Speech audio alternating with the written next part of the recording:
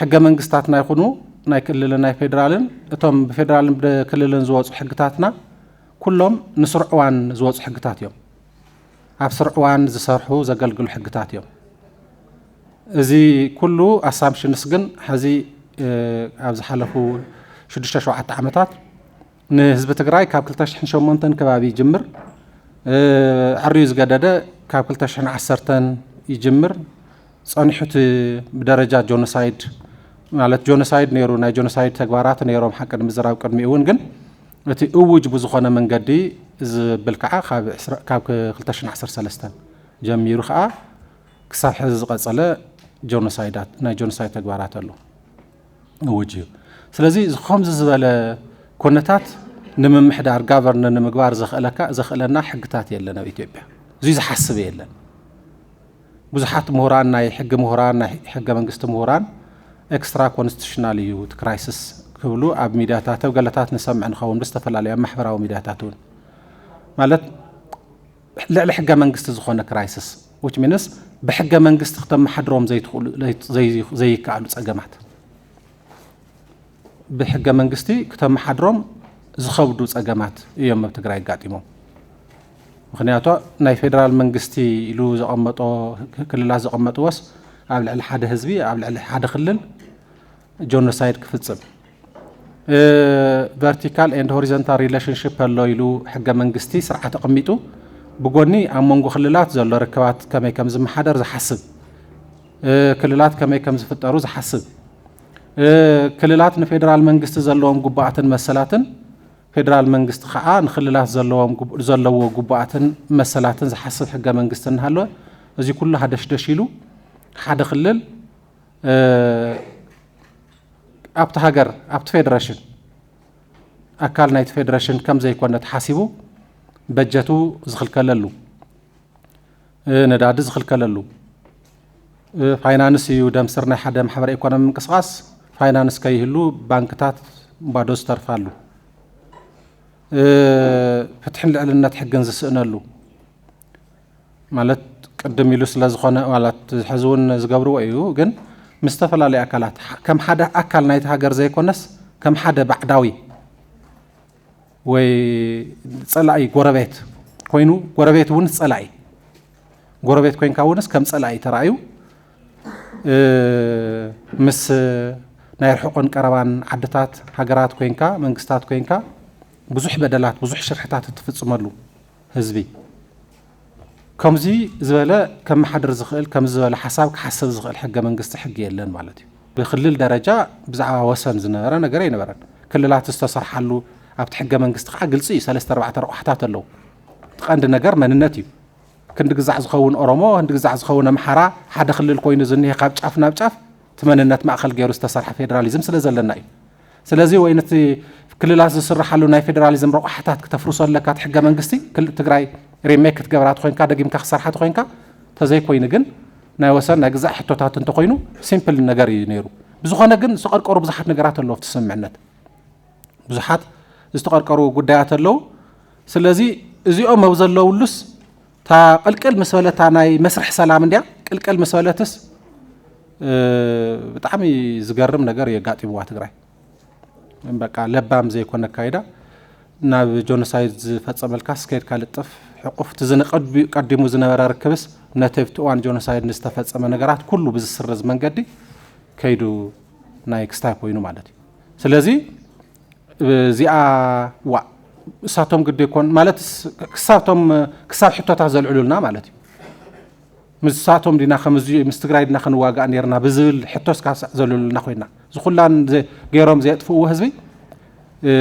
ትኹነታት በቀሊሉ ብኻሊእ መንገዲ ክፈርስ ከም ዝኽእል ንዓቶም ዕድል ዝህቢና ፈጢርና ስለዚ ከም ዝተወደአት ስምምዕ ዘምስል ናይ ሽልማት ስናይ ግዛዕስ ኩነታት ተፈጢሩ እቲ ስምምዕ ምዃኑ ተሪፉስ ናይ በይናዊ ውሳነ ከም ዝኾነ ዘርእዩ ኣንፈታት ተራእዮም ስለዚ ብወገን መንግስቲ ኢትዮጵያ ፕላን ይግበር በቃ ናብ ሕግታት ኢትዮጵያ መሊሱና እዩ ስለዚ ሕግታት ኢትዮጵያ እዮም ድሕሪ ሕዚ ዝትግበሩ ንሕና እኮ ኣብቲ ሕጊ መውፃእ ኣካል የለና ኣብቲ ሕጊ ፈፃሚ ኣካል የለና ኣብቲ ሕጊ ተርጓሚ ኣካል የለናን ከም ክልል እቲ ሕገ መንግስቲ ከዓ ዝሓስብ ክልላት ተመሊስና ቸክ ክንገብሮ ንኽእል ኢና ሜምበርስ ኦፍ ዘ ፌደሬሽን እዩ ዝብሎም ነቶም ክልላት فيدراليزم مالتسي تايدي نحنا زمصانا له نوح ادمه بقى حدا وهود زخونه سرعات وهود زخونه عدي بقى تا كمنقاقحو ኢትዮጵያስ كمنقاقحو حنت اكل غيرنا اينا نريو حق منغستي دحر 83 درغ فريس 87 حق منغست قرصتله ግን ኢትዮጵያ ናይ ብዙሓት ብሄረሰባት ዓዲ ኮይና እዞም ብሄረሰባት እዚኣቶም የዋጸና ይሎምስ በአባልነት ዝሰርሕዋ ዓዲ ገይሩ ይፈጥርዋ ናይ አባልነት ዓዲ ኢትዮጵያ ናይዞም ክልላት ናይ አባልነት ዓዲ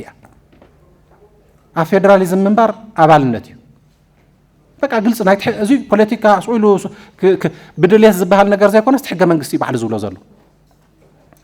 ስለዚ በቃ እቲ ሕዚ ኣብ ስርዓት ኢትዮጵያ ተቆጻጽሮም ዘለው ሰባት ይኹን ከም ሰባት ማለት ሓቅር ምዝራብ በፓርቲ ደረጃ ገለ ከቨሪት ፓርቲ ዋን ማን ሾው በቃ ተና ኢትዮጵያ ስርዓት ሕዚ ትልካ ብልጽግና ገለምታት ስኡል ከቨር እዩ ክንት ግዛዕ ዝኸውን ዳራሽ ስኢልካ ስታይምበር ሓደ ሰብ ተፈቲልካ ካድለትካ ኩሉ ነገር ዝኸውን ኢትዮጵያ ሕዚ ስለዚ ብድሌቱን ብስርዓት ቀረጻውን ሪኢኹም ወለኹም ኣብቲ ናይ ዞም በኮሚሽን ዳያሎግ ዛዕምዛዕ ዝበሃሉ ሰባት ዝሓዝዎ መንገድን ብድሌቱን ኢትዮጵያ ናብ ፕሬዚደንሻል ስርዓት ናብ ውህድ ስርዓት ገለታት ናይ ምእታይ መንገዲ ተጀሚሩሎ بسور براكتيس بتجبارون جن زدليو بقى إثيوبيا وهديا قبل على تحت يسفسس كل نجار زتزرع حق يو زبل يوم زحسو وسن زملكات اللي على الحطات الحق منقستي كل تيوم كللات كل لا وقوم من حزام يزرارولو من دحر أبي يوم كوينو نا فيدراليشن بيت مخري أكتيفل من الناس زملكات تحطوا اللي على اللي زلوا خلل زلوا بيت مخري وسانهم بتوسانه زي عجبه أو اشتغلوا خلت تعمت وسانه هم بتوسانه زي عجبنا فيدراليشن بيت مخري وصيت حق تحت زلوا لك هذه زين دحر نابز حق منقسطا مسرح مليس كاي خوين كاتغراي مجمريانا كل لا قومنا اخت ملسان لك مالتي ستاتس كو انت نابلنا بتدغاغا من لحلو زي ستاتس كو انت تملسامو كاو مننت يكون وسن حتو زلو ناب تغراي يقرب تغراي مستزملكوت اكل ترداديا بتحق منقسطا مسرت وسن نا فيدراليشن بيت مخري وصيو زي كله قراص اغديفهم نابانا اي موصي دغيم نحنا اينا نوسن كابزل ريفرندم زبل ميطملو مالتي نتلالاونت هلونا خن دحننت كان لولاونت كان مسال عرس وسانه خن نمرقق صزيا تخون زلا زحق زيا حر بزح حساب كسمعت لهم اب تفلالي ميدياتات نز حقي رخيوم ززارو سوات تا تخون او نور كنتات كوينو بتنور مرئيتات اب لوس كل تماهرنا حزنا يم زوص انا مرئيتات لونا نعاتهم حيزم نتم بروفيجنس نتم اوزلو حنقصاتي تنتنو هذا امنت حنت مرئيت حرون كل عليو تنزرارو لينا حنت مرأيت تايت العن حق دن دحري تمليس يصرحيو اب حقي نان ريترو اكتيفيتي اوف كريمينال بروفيجنس كريمينال لوز بحالله حق جابنس ندحري تمليس يصرحين زبحالله كالي حدا خللسي او حدا في فيدرال او منغست اثيوبيا فيدرالي ناي سرعه ناي اثيوبيا ناي فيدراليزم سرعه واقران كففل سلطانسي كللس حق جابنا يوص زبحالله ازيوم ابلو سكول تمهارنا حق منغستون غزعون زلو وداتيو ازيوم حيزي مص مالتي حدث لازم تا إذا حسب حق منقست إثيوبيا يصرح له أيوه هياويو حزب خد حني خليو نزل تجرايس يرحنا له أيوه جارانتي يلي حسب كاوز ما بقاسي نينور كرنات حاسيو نزيريو ندحري تملي يصرحني لذا حسب زلون تايو كل نجارسي بمعرفه لأننا تحقنا ترجع قص له ماتي يما حزي زقات أمت سجم ترح فتح خبز المرايز زقاس منبر كابل تشن 10 سلستان بنوس مالتي كابل تشن 10 سلستان نتحيزوس كونسيستنتلي بزي مقراصسي أبزوام عرب تقرايسي جبني في الصمل لا يخافز ولا يبقسن حدوق يبلن مالتي حدوق يبلك هذه حتى وصلت اللقط خوين كاسي نتي حزب زوام عرب في الصم زلو تسديتو زلو يكون أوش تزلو أب سلمت في الصم زلو أب داي أبراي أب دو تقرايس في الصم كل نجارسي رصعيو لومي كابلو مجمر كازوس أخي حق دحر هذه يصرح لك مالتي رصعيو أب تقرايس في الصم جونوسايد رصعيو هذه سوغبل داري يكون أنت ميديا وصيز تنتن زلسان نسو بقى بتا جبت حز لحقي بتا حز مرأيت بتا نور كنتات بتا ناي لو سكول بقى ناي اكاديميك زخونه تنتنا بقى يبكى مالتي بتاع بزح ነገር بتاع بزح بدل استفصم حزب مخان يترف مالتي ስለዚህ اذا اواج زي بطعمي بزح ነገር كسكم كدحن استحاسب ايو كتدحن تخوين كا عاوز وان زي زل خنتات كتم حضرت خوين كا نزخونات زي زمتن استراكشر أو ودادباتات يدليك بقى تي مهلاوسي لعل حقتات مخانو مهلاوسي لعل حق منقص مخانو يرسع تسمع مالتي حق منقص حقسي حدا هزب خلو كم مخالي ينابلينك زبحال نجار كم زخونه يرسع مالتي نا كابستا جيس كابت بزحات زلحالو نجارات نتي ناي ميديا غزا انفايرمنت استقصاصروا نجارات حزب عليهم كستاينا خون خيدم كن حدا وان بفلاي تزبزح خا اب كم زبعلو ايدو زاتوان اب سللا تግራይ مطفع ودابتا تግራይ مفراس ناي صلالو اخ تشكيمو اب زسرح ገለታት መጻተን ንዝሐጊ ወይ ኮይኑ خا بحدا قصካ ወይ مغنيات كتركب يا زيا كتركب يا مغنياتو خم دليتكا جونوسايد زفصمه ملقاق ايهلن كم دليتكا تግራይ ናይ صلالو اخ تشكيمكا محبار ايهلن كم دليتكا مسوعتነት ዝخفلو ስድራ ስዋዓት منقشاش ايهلن كم دليتكا زخم زبل ነገራት መልቀቅ ክትሕዝ መጽሉ ሕግ ስለ ዝኾነ ኣብ ከምዚ ወፊሮ ዝነበረ خا ወይ ተጠልዒኻ ኮይኑ ማለት እዩ ለዚ አዋጅ እዚ ግን ናይ ሰብ ናይ ውልቀ ሰባት መሰል ክጥሕሰ ይመጻል እዚ አዋጅ እዚ ኣብ ትግራይ ዝሓለፉ 3-4 ዓመታት ዝነበረ ጸገም ፈጢሮም እዮም ዝወልናዮ እዋን ጆኖሳይዳዊ ኩናት ሰባት ተኣሲሮም ሕረታዊ ህይወም ቅርታታዊ ህይወም ገለታት ንዓቶም ዝምልከት ኣይኮነን ኦሬዲ ንሳቶም ወዲኦም ዳብል ጆፖርዲ ዳብል ተሓታትነት ንምምጻእ ኣይኮነን ንድሕሪት ትምለስ ተሎ ምዕራብ ይሓስብ ንድሕሪት ትምለስ ተሎ ኣብ ትግራይ ዝተፈጸመ ጆኖሳይድ ይሓስብ ندحري تملس تلو رايا يحسب ندحري تملس تلو تصلمت يحسب امبر ننرسنا زواج زيسي بهراو غلطات يلو تقمط تلس بوليسن عقاب حقن حب سب نازرو تغادل يلوم بحق خصو ማለት አይኮነን ኮሞ ይኮነን ዝሐስብ ፍትሐውነት ከረጋግጽ እዩ በቃ አቢዝ ተጎር በጣም ብዙሓት ነገራት አለው ለዚ ከምዚ ዘለ ዓላማ ተሰኪሙ ዝመጸ አዋጅ እዩ አወራድባ እቲ አዋጅ أوردوا أواج إذا أواج أربعة خلطاتن 83 عنقصاتن استودوا أيو كفل حدا حفشاو دنقاقتات اللوه حفشاو دنقاقتات اللوه كفل خلطة صاوعيت مرققات حلوات امتحاناتن من تياش أوردوا سرحن حلافنتن تكالات بيهراو مختن صاوعيتون زقروا له بارتو خين الله نقنا خعات حلوات امتحاناتن نزي بهراو مختن نولم نزه حلوات امتحاناتن مرققات حدا أكلها زخونو ناي قطوان ناي كالت تكالاتن ون زحزوالات وتدراو تكالون دحرنا رأينا هنكدينا زياتهم زتعيشلن دغناون صراحه حلافنتهم كعا تسبزرزر بخالي حقي انت سوزيو مستقلص مالتي كفل سلسته دنقاقتات غبن يزحج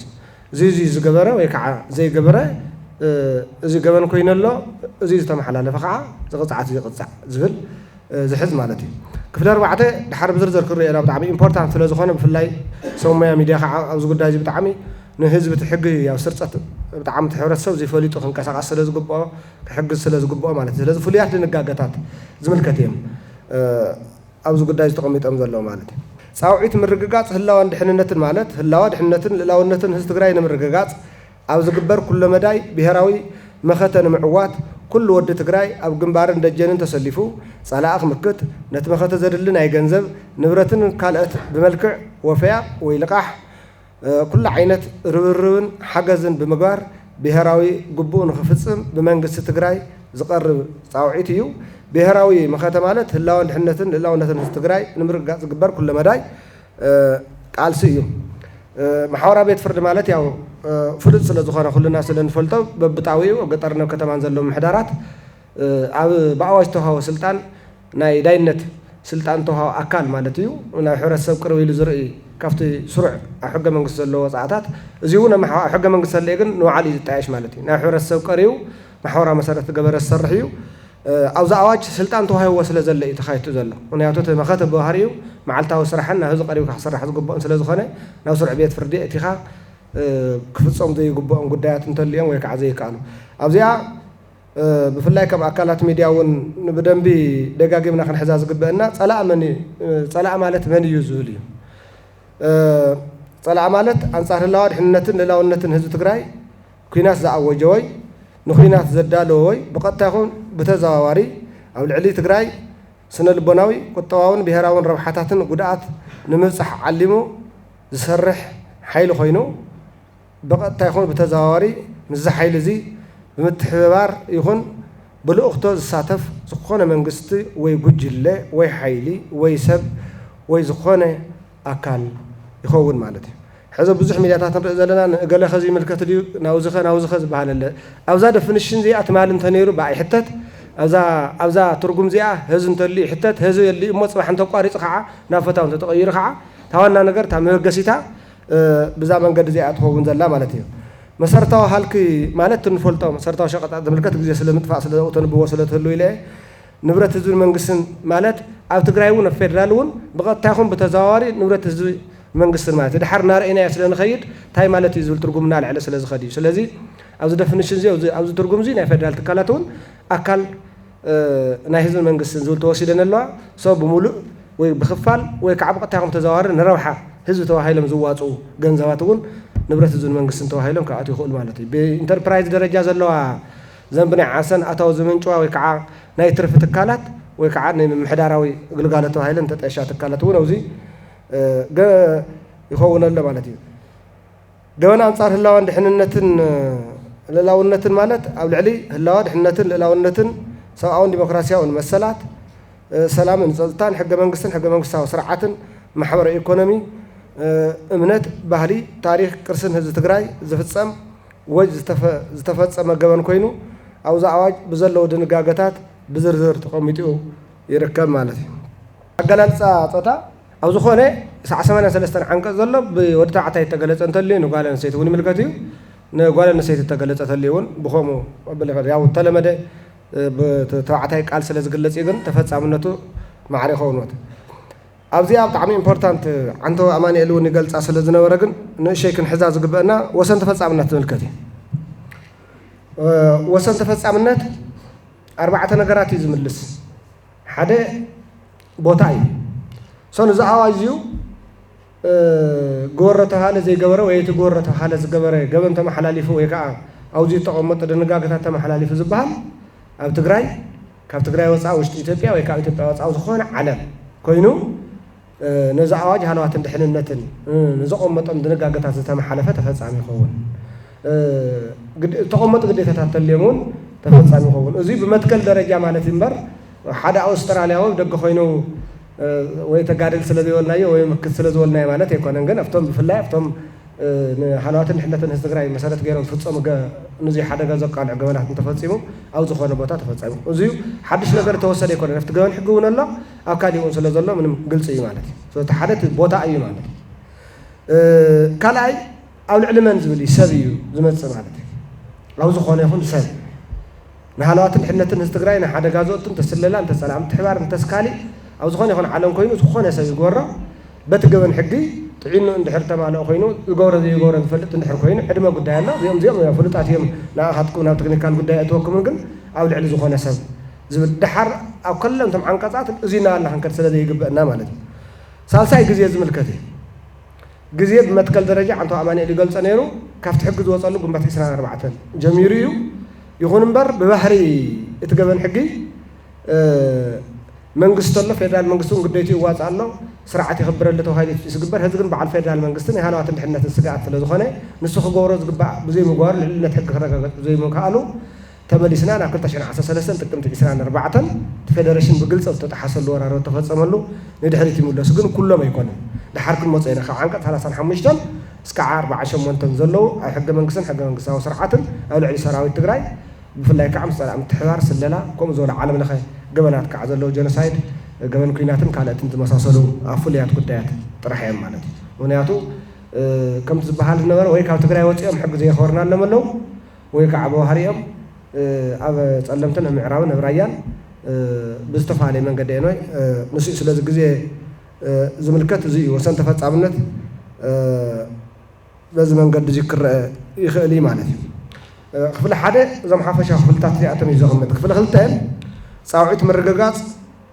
ህላዋን ድሕንነትን ኣወዳድባ ስራሕን ሓላፍነትን ትካላት ብሄራዊ መኸተ ዝምልከት እዩ ዓንቀጽ 5 ፃውዒት ምርግጋፅ ህላዋን ድሕንነትን ንምልከት እዩ ኣብ ልዕሊ ህዝቢ ትግራይ ዘንፀላለወ ሓደጋ ህልውናን ድሕንነትን ንምምካት ኣብ ዝግበር ብሄራዊ መኸተ ዝኾነ ወዲ ትግራይ ብሰናይ ፈቓዱ ተሰሊፉ ብሄራዊ ግቡእ ክፍፅም ይግበር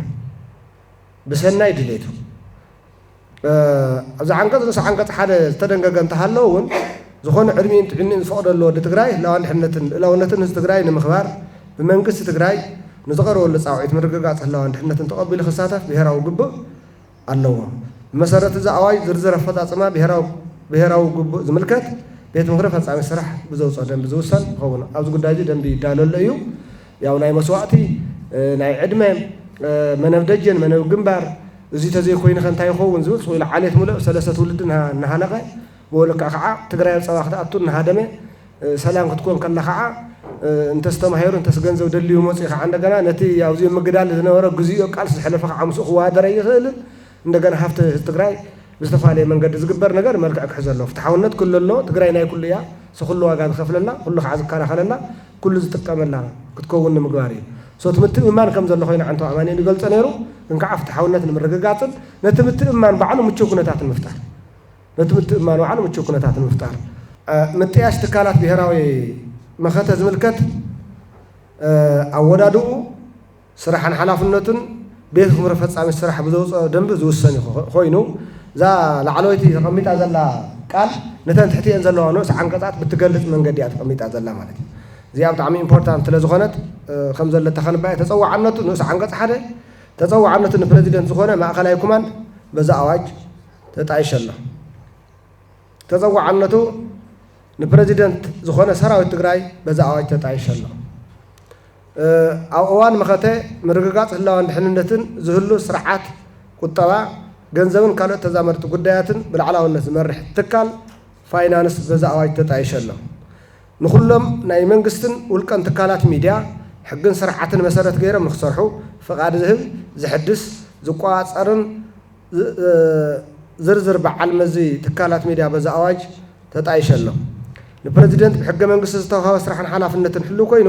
ላዕለዋይ ኣዛዚ ሰራዊት ትግራይ መርሓ ማእኸላይ ኮማንድን ኮይኑ ይሰርሕ ኣብዛ ዓንቀፅ ካብ ዓንቀፅ 1 ክሳብ 5 ዝተገለፁ ድንጋጌታት ሕልዋት ኮይኖም ቤት ምክሪ ፈፃሚ ስራሕ ንብሄራዊ መኸተ ዝጠቕሙ ካልኦት ውዳበታት ከጣይሽን ክመርሕን ይኽእል ደንቢ ድንጋጌታት ገበን ምጥያሽ ኣካላት ፍትሒ ሰራዊት ትግራይ ቤት ምክሪ ፈፃሚ ስራሕ ብዘውፅኦ ደንቢ ይውሰን ኣብዚኣ ሓንቲ ክንገልፃ ዝግበአና ተኣዋጅ ንዝኾነ ሰብ ተፈፃምነት ይለዋ ኣለና ግን ሰራዊት ትግራይ ባዕሉ ዝዳንየሉ ናይ ባዕሉ ፍትሒ ስርዓት ክህልዎ እዩ ፖሊስ ቤት ፍርዲ ቤት ፍርዲ እውን ቀጥታ ዝርእን ይግባይ ዝሰምዕን ኣለዎ ድሓር ናብ ሰበር ይተሓዝ እዩ ስለዚ ፖሊስ ከመይ እዩ ዝውደብ ፍትሒ ዓቃቢ ሕጊ ከመይ እዩ ዝውደብ ቤት ፍርዲ ናይቲ ሰራዊት ከመይ እዩ ዝውደብ ካብ ላዕሊ እስካዕ ታሕቲ ወዳድዎ ልኡኹ ስርሑን ሓላፍነትን ዝምልከት ናይ ባዕሉ ኣብዚ ደንቢ እዚ ተጣይሽሉ ኣሎ ናይ ባዕሉ ዝርዝር ደንቢ ይወፅአሉ ኣሎ ማለት እዩ እዚ ማለት ግን ኣብ ናይ ባዕሎም ቤት ፍርዲ ይረአዩ ማለት እዩ እምበር ኣብዛ ኣዋጅ ተደንገጉ ገበናት በዘም ገበናት እዚኣቶም ይኽሰስን ማለት ግን ኣይኮነን ሓደ ኣራዊት ሰራዊት ወይ ቤት ፍርዲ ይረአ ዝብል ጥራሕ እዩ ዝውስኑ እምበር እቶም ገበናት እዮም ኦልሬዲ ማለት እዩ ናይ ባዕሎም ወታደራዊ ገበናት ባህር ዘሎን ካብቲ ገበን ሕጊ ይኹን ካብዚ ወሲዶም ግን ኣብ ናይ ባዕሎም ቤት ፍርዲ ይርእዩ ማለት እዩ ዓንቀፅ 7 ወዳድባ ስራሕን ሓላፍነትን ኣካላት ፍትሒ ኣብዚ ኣካላት ፍትሒ ዝበሃል ቤት ፍርዲ ቢሮ ፍትሒ ፖሊስ ኮሚሽን ቤት ህንፀት ናይ ምልሻ ቢሮ ፀጥታን ከምኡ ዝበሉ ዞም ኣካላት ፍትሒ ዝሓዘ ኮይኑ ዓንቶ ወድፋ ኣብቲ ደፊኒሽን ኣቐሚጥና ኢና ስኢሉ ሕልፍ ስለ ዝበልክዎ እየ እምበር ብሕጊ ተዋህቦም ብኣዋጅ ተዋህቦም ኣሎ ንቤት ፍርዲ ብፍላይ ኣብቲ ሕጊ መንግስቲ እውን ብግልፂ እዩ ዝቕመጥ ኣብዚ ግን ነዚ ሃለዋትን ድሕንነትን ብዝተፈለየ መንገዲ ነቲ ሕገ መንግስታዊ ኣወዳድቦ ዘይነክእ ግን ከዓ ፍሉይ ተወሳኺ ልኡኽ ይህብ ስለዚ ኣብዚኣ ሓንቲ ተወሳኺት ተገይራትሎም ዘላ ግን ኣብ ብጣዕሚ ኣሰካፊ ኩነታት ክፍጠር ከሎ ብፍላይ ገበን ብዝተወደበ መንገዲ ዝፍፅሙ ኣወዳድባ ፈጢሮም ኔትወርክ ፈጢሮም ብስልቲ ብተራቐቐ ዝፍፅሙ ወይ ከምኡ ዝበለ ብወልፍን ብካሊእ ምክንያታትን ሓደገኛ ኩነታት ከጋጥም ከሎ መፅናዕቲ ተመስረተ ብሄራዊ ክልላዊ መንግስቲ ትግራይ እቲ ካቢነ ዘፅድቆ ወይ ንሱ ብዘቐምጦ ኣንፈትን ብዝቋፀሮ መፅናዕቲ ተመስረተ ናብ ሪሃብሊቴሽን እቲኻ እውን ናይ ኣእምሮ ሕውየት ክረኽቡ ዝገብር ሓደ ግዜ ቀፂዕኻ ተውፅኦም ተመሊሶም ናብ ወንጀል ቀፂዕኻ ተውፅኦም ተመሊሶም ናብ ወንጀል ዝኣትውሉ ኣሎ ማለት እዩ ስለዚ ከምኡ ዝበለ ንባዕሎም እውን ሞያ እውን ለሚዶም ዝወፅሉ ሓውዮም እውን ዝወፅሉ እስካዕ ምግባር ዝኸይድ ግን ዝርዝሩ ብሕጊ ብዝወፅእ ደንቢ ዝውሰን ይኸውን ማለት እዩ ክፍሊ 3 ተሓታትነት ገበን ዝምልከት እዩ እንታይ ገበናት ዝምልከት እዩ ኣብዚ ከም ኣካላት ሚድያ ሓንቲ ክትሕግዙና እንደሊ سويلهم قلقليهم ناتنا سوميان ولمون نافلتو سئل خاطر حتى تكنيكال نجار برأي كم تعمل يلزولهم قلقليهم تا سويلهم نتخونتها تفتنا هيز تقرأ كونتها بعالم زي ما أمات راح أنت يكونس كونشيس لهم قلقليهم زتفلي قصعي أواجكم زخنا عينت سويلو نبقل دوس خمسة تأخذوا لقلقليهم نعم دحرت من السيلمون نايك أدم زنور بحلاو عينت غيرهم دوس دولهم تجديد كامل فار بوهريو هستقرأ كعجبه كعلم صتاول قاعد تقرأ كعجبه كعلم ما تقولون حقهم كعجبه كعلم أفسر عقناتهم كعجبه كعلم فتح سرعتنا حرس بتعمي زي عقبة ولا مالتي صو حمش عامة الجمر نيرو تجديد كامل فار على 10 شمنت عامة نزخنا نعم 10 عامة ما جسي حافل الله زي أخا عند حرتي تملسن كهز جميرة تخون ماتي كان 15 3 قالت تملس يكونت كاوزي وصع بوهريهم توم كبر زول مس حلوات اندحننتن او لعل حزب تግራይ اكم زول وانا منقراقرنا حلو ዝፍጸሙ ስለዝኾኑ ካፍቲ ተወሰዱ ስለዝኾነ ዳ ኣምበር ዝተፈለየ ዓለም ዘየለ ድንጋገ ተወሰደ ነገር የለን ዝብል ሓደ ከተሓዘሎ ማለት እቲ ሓደ ልዕሊ ጻውዒት ብሄራዊ መኸተ ዝፍጸም ገበን ንዚኦም ብዘይ ምቕባል ወይ ንዚኦም ብምዕንቃፍ ወይ ንዚኦም ከይሳኽዑ ምትላል ብምፍጻም ወይ ብምሕባእ ወይ ብኻሊእ መንገዲ ምስ ጻውዒት ብሄራዊ መኸተ ተታሒዙ ጻውዒት ብሄራዊ መኸተ ክብል ከለ ኩሉ ግዜ ናብ ርእሱ መፀሉ ከላሽ እንተ ሓንቂቕካ ግንባር ምኻድ ጥራሕ ኣይኮነን ልዕለተው ግንባር ዘሎ ዘሎ ሓኪም ልዕለተው ግንባር ዘሎ ዘሎ ናይ ሚድያ ሰብ ልዕለተው ግንባር ዘሎ ኣውዚ ዘሎ ህዝቢ ሞቢላይዝ ገይሩ ናብ ምግዳል ዘስልፍ ሎጂስቲክስ ዘዋፅእ ኩሎም ነፃፅልካ ይትሪኦም ሶይልና ጥራሕ ግን ተብ ግንባር ዘሎ ታ መስዋዕትነት እውን ስለ ዘለታ ግን ትናይ ትግራይ ነወራዊ ኩነታት እኳ መስዋዕትነት ኩሉ ማዕረ ኮይኑ ሕዚ ተስቢ ጥሜት ተስቢ ስእነት መድሓኒት ተስቢ ድሮን ተስቢ ነፈርቲ ዳርጋ ኩሉ ሓነ ኮይኑ ዘሎ ማለት ስለዚ ሓደ እዚኦም እዮም ንኣብነት ኣብ ልዕሊ ጻውዒት ብሄራዊ መኸተ ዝፍጸም ገበን ዝበልናዮም ምስ ጻውዒት ምርግጋፅ ህላወን ድሕንነትን ብሄራዊ መኸተ ንዘይ ምክፋል ንዘይ ምስታፍ እምቢተኛ ምዃን ዓንቀጽ 8 ኣሎ ኣብዚ ንዘይ ምስታፍ ብዝተፈለየ መንገዲ ዝፍጸም ምትላል ኣካል ጉዱእ ዘይኮንካ ናሃለኻ ኣካል ጉዱእ መሲልካ ምቕራብ ወይ ከዓ ጥዒና نهالله وين علمه كم زول خالق نجارات تفصل مثلا بعلو تفصل ما يجي حرنا رأينا هنكرينا أبزن زي مستف بستف عليه ميلاد تفصل مثلا عنك تشحته بأمر راحة أنت اسم المال خم يتوقع شيء يكون أنت أو زخون يكون خعب أمر راحة كي دفع سما صعد بهرا مخته أرلو مفتصح نفولتين حذفتين وصلتين قالوا لي مالك كنا كله كاي يكون وحدة تكون تخلقن وحدنا جرون سلز الجواح وين بعلها عجاب مسحاب وكاب جنبار وزي مسلتين متراف فتحوا بزي كونه بقول أنت خوين اختار في خليه نبزح راح حتى فلزلوا جنسونا حق مسرة اللوي جنسونا بلسنتنا وساعة فاينت مسرة اللوي بزحنا قال اليوم حنفت خوينهم كالي سونا قال لنا على خيرهم ودهم وتتبلهم موسى حميتات نسمع نيرنا دارجة حاسس مقدالون كافتوا جنبار زنورة تقال لنا عقل تودجن كوينو تورقت مقدال الحزون يوزح مالتي كم تحصل سلز زين زجورون كبير كذا عتقوا مثلا ولا بعلم نتهم ململت نتهم مخاتهم يتزبهلو طبيعي هلو كشتي هلو مالتي صعود بهرا ومخاته نخيل فتصم بحسب بجنزة وي ذا عنقد 10 شعات تعامل الريم زو طلطلوا زنبرو وزمدي سازلو تصحف بايزوي بزخونه من قد مسوصحم اوتوماتيك قال بالانجليزيه ترجمهم نو رايت واتش نعلم تكالات يم مالت زاواجكم مسرتام حياش تغير لمبر نوين يخون نجيتاچو زطدو وزن وري بازفصم وزن وريم لزام زين خفصم زسلطننا زردونا نوري مالت حزن السامس مصت صلا غيروا مالت السامس مصت بقى ناي انت اخاتو له زناي عيننا عين زطفه ناي مسبوتا ماده ناي غددن نالو يتچتولو نينا عنقصهم تچتلو انت كان كن بغلص ينكرو خان مالت بمعنقاف درجه زغلص تاي مالت يو نعمنت ناي حكمنا مرداتا شكر الله دم بزحلو الكامها وين اجرق زعلو الكامها وين عينه يري الكامها هوسبيتالات دوغاتر زغورو اوزي انتي تغير له هذي بزيكا كان منغست هوسبيتالات طعنا طاياتاتن كاولك هوسبيتالات ملكت مرداتا يقرن نمخته ملكت مالتي اي قرن مقدالون كا وتادراو سراويت تግራይ እንተ ዘይኮይነ ወናሃቶም محور ወይ ከዓ مقدال ንخብ በአዋጅ مقدال ወረቀት ንخብ በአዋጅ ተፈቀደሉ ወይ በደንብ ተፈቀደሉ እንተ ዘይኮይነ ሕዚ ዝኾነ ጣያ መሓዳር ወረዳ መሓዳር ገለ ተጋላይ ኣይኮነን ዝብል ክበ ይኽእል ምርግጽ ዝርዝር ደንብ ይወጸሉ ስለዘሎ ማለት ክብር مقدالን መስዋዕትነት ቃል ሲያቶም ምናእስ ምልከት እዩ እዚ በቀጥታ ነቲ መኸተ እዩ ዝወቅዕ ማለት እቲ ካልኣይ ኣብዛ ኣዋጅ ተቐሚጥ ዘሎ ልዕሊ ሰላምን ጸጥታን ጥዕናን ሕብረተሰብ ዝፍጸሙ ገበና ንኣብነት ንፀጥታን ድሕንነትን ህዝቢ ክበሃል ካብ ኣካላት ፀጥታን ምሕዳርን ዝወሃብ ትእዛዝ ዘይምቕባል ወይ ዘይምፍፃም ዓንቀጽ 13 ዝተኸልከለ ዕጥቂ መሓዝን ጥይት ምትኳስን ዓንቀጽ 14 ጥዕና ፀጥታን ሕብረተሰብ ዝጎድእ ተግባር ምፍፃም ዓንቀጽ 15 ብወረን ብሓሰት ምልክት ሓደጋን ህዝቢ ምርዓድ ዓንቀጽ 21 ወረ ሓሰት ምውራይ ንህዝቢ ምልዓል ዓንቀጽ 22 ሓደጋ ዘይምሕባር ዓንቀጽ 23 ምምራዝ ምፍንጃር ዝምልከቱ እዚ ህዝቢ ንሽብር ተዋሂሉ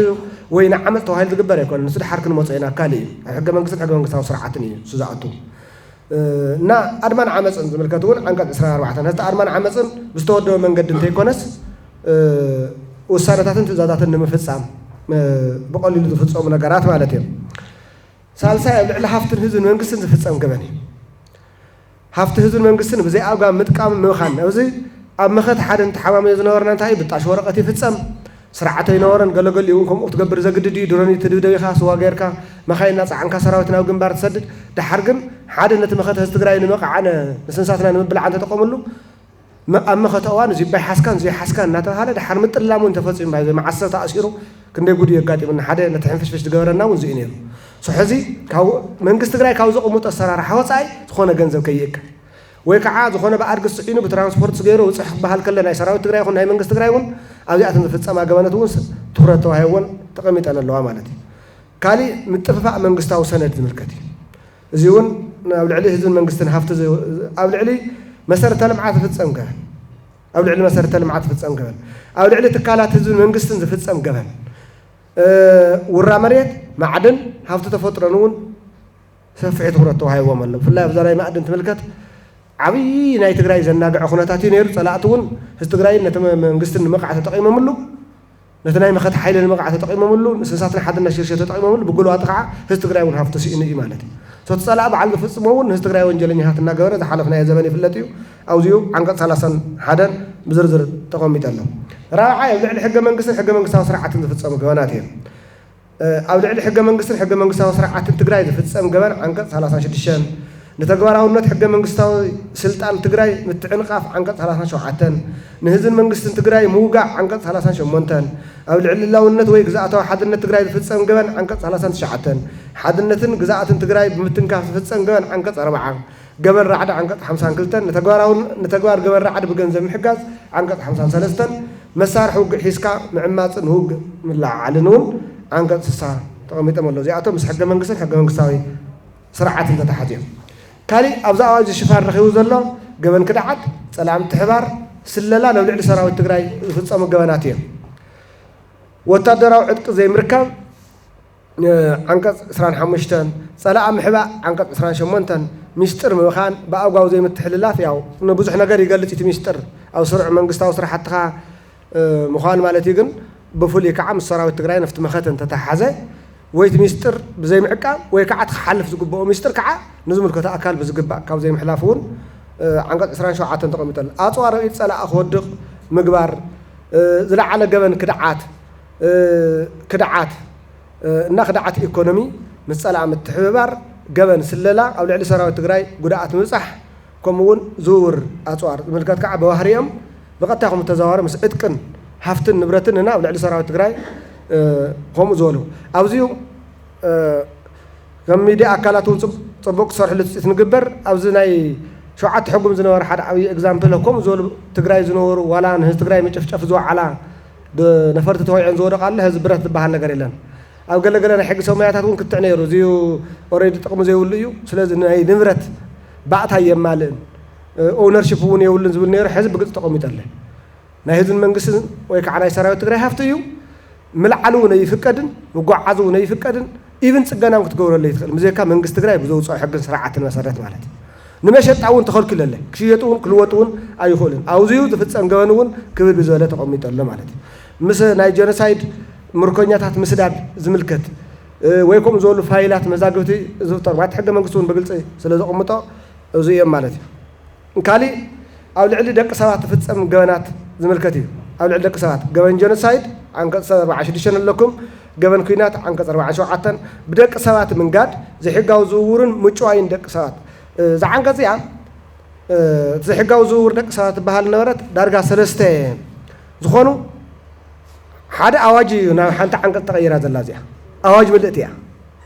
صوب بدك سنوات من قاد زي حقاوي زور ندجناون سويت أو يخا جنزة مدردار زولو أبو زحات عنكتات نرخوم أو حدا تقوم يطلع أجدير كام دفار زمن الكتون ذرو اللي إذا كانوا سيتكلم ستاو قعد ما يدوي حسير يمبر ودي زمن الكت ون بقلت تقوم يطلع بتعمل نوار تجباريو سلزي أو تقوم يطلع ماتي ما جرى شاق قطعوا جواناتي قطعوا جوانات حقاو جنزة زي مقبال هاراتsa زهاراتsa زبهل تخلت مختل بيرا حلافينا كحجزني خليب معراب تجراي أو زمان نايم معراب تجراي تفانق شرة زلوس شدشش عنده توهاوم سلسش إنه عالم تريفوس تسلسش إنه عالم يوصلوا كشكوا مالته بقى تهزو حنخشي مسيل دارجانا حمد يزغير زل مالته كوزي أتوم هاراتsa زل تجراي ونه مالته حزت تفتي تجمع زل بزي درجات يسلزز عنك زيو نزيو من أوان مكران هستقراي ترانسفير يقبلن كالي يقبرن ويك عن ترانسفير يكا ولد مخفال قبل مخان بميديا درجة بتاع صرح لله سئلنا حامل هزن أسرنا خينوعد درجات الزامي تسلز اللوجن بروبر فتاة ماون يدلي حدا جديد تجنزون البنك زي الله نجنا خالص أجن كيف فتر ترك قبض الله فتسم الله كاو محبا مدحانيت شقات مخزان سرعة الدقام الزبع محبا مدحانيت جنزو حاسة محتام حاسة جنزم مزوار كمون ندادي زملكتي فتا ندادي حنت خجلت أزدلي بمتكل درجة حازي ندادي زحازي يقطع عمالته يكونن كتكسس ويك تحت تكلها اتزت أفافو أزلو وهي بزي أقوى ما إذا حوصل تخور زجور أزلو ويدخل وانجل فتس مال زلو رحلة ندادي نايم انقستن هزب المخانم رجعات إيرلي مالتي بعد نجار انت حاوش له على نايول كيفن كيدو زلنا مكينة أخاطو قدرات كم صحيح كاوزي وص عجن سريكا أقوى كا ويشيت كا لويت كحطول أنتو هينكا نايم انقسنا دادي خون الله مالتي أوزا أواجهون أو كانت حقتات المحاورة بيت فردي كاوزتو هوص عزلو السراتهم سكا 15 عام تبصح ناي فيدرالي نور قرم حيزن ناي كل اللي نور تخون يخونوا أما أوزا أواجهون كاوزا أواجه وصاي ولا أوزا أواجه طرح يكون كانت حقتاتهم سكا 15 عام زفر بمولو ويك عزق صعب بمولو ني وردا بيت فردي توه ولا اسكا 15 عامت كا 15 عامت نعاقب زلخا بمولو نزوا بيت فردي توه ولا كل البيت فردي نا يغباين سبرن سلطان طرحيو زهل ومبر قطا غدايات يرن قطا غدايات تخوينم نفرد تقصور تزيكوين كاون تحت زلو ننا سلطان زلوم يوردلو بتغبارون قوم غار تجميرل مالتي حق منقسي ترغام كوميشن زهو حق منقساو ترغم ناي مጨረሻ خون يغباي يبحالن ناي تግራይ ሰበር ዝሆ ሳነውን ይግባይ አይባልን ናይ መጨረሻ ኸውን ፍታዊ ህር ዝምልከት በትናይ ትግራይ ሕግ መሰረት በተመሐሳለ መንገዲ ነና ብርኮ ወሪደም ይረአይ ማለት ያው 3 ሚሊዮን ትሕቲ ናይ ወረዳዩ ካውን ዓቀብ ዘሎ ብሙሉ ዘዋዩ በፍታዊ ህርውን ላዕለዋይ ቤት ፍርድን ናይ ይግባይን ሰበርን ስልጣን ይህልዎ ማለት መሰሉ ሕስና 3 ይመቂልዎ ዘሎ ሓደ አንቀጽ 8 አንቀጽ 16 17 إيد بيد زرع إيجانا تلزخونه زعم مسألة حسنا يتوقعن أو خلنا 5 حسكة أخذ وده اسم الله فيهم ويمثل مخاطب متعنق فيهم صلاة إذا خبّك كذا مدفع الله خالي الله سلزة تجاري لنا والكاس دحروا حل تملس وحسنا غيرنا لنا خطولي تخيل المالد سلزة زي إيد بيدكم تفتصم تقصيرهم قد تفتصم إيه كالاي تقومت زلب متن سراتهم متن سراتهم عنقص ما تفعلي عنقص يحلو بزيكاتهم منوس عنقص حدا غلط قوم وصا زلو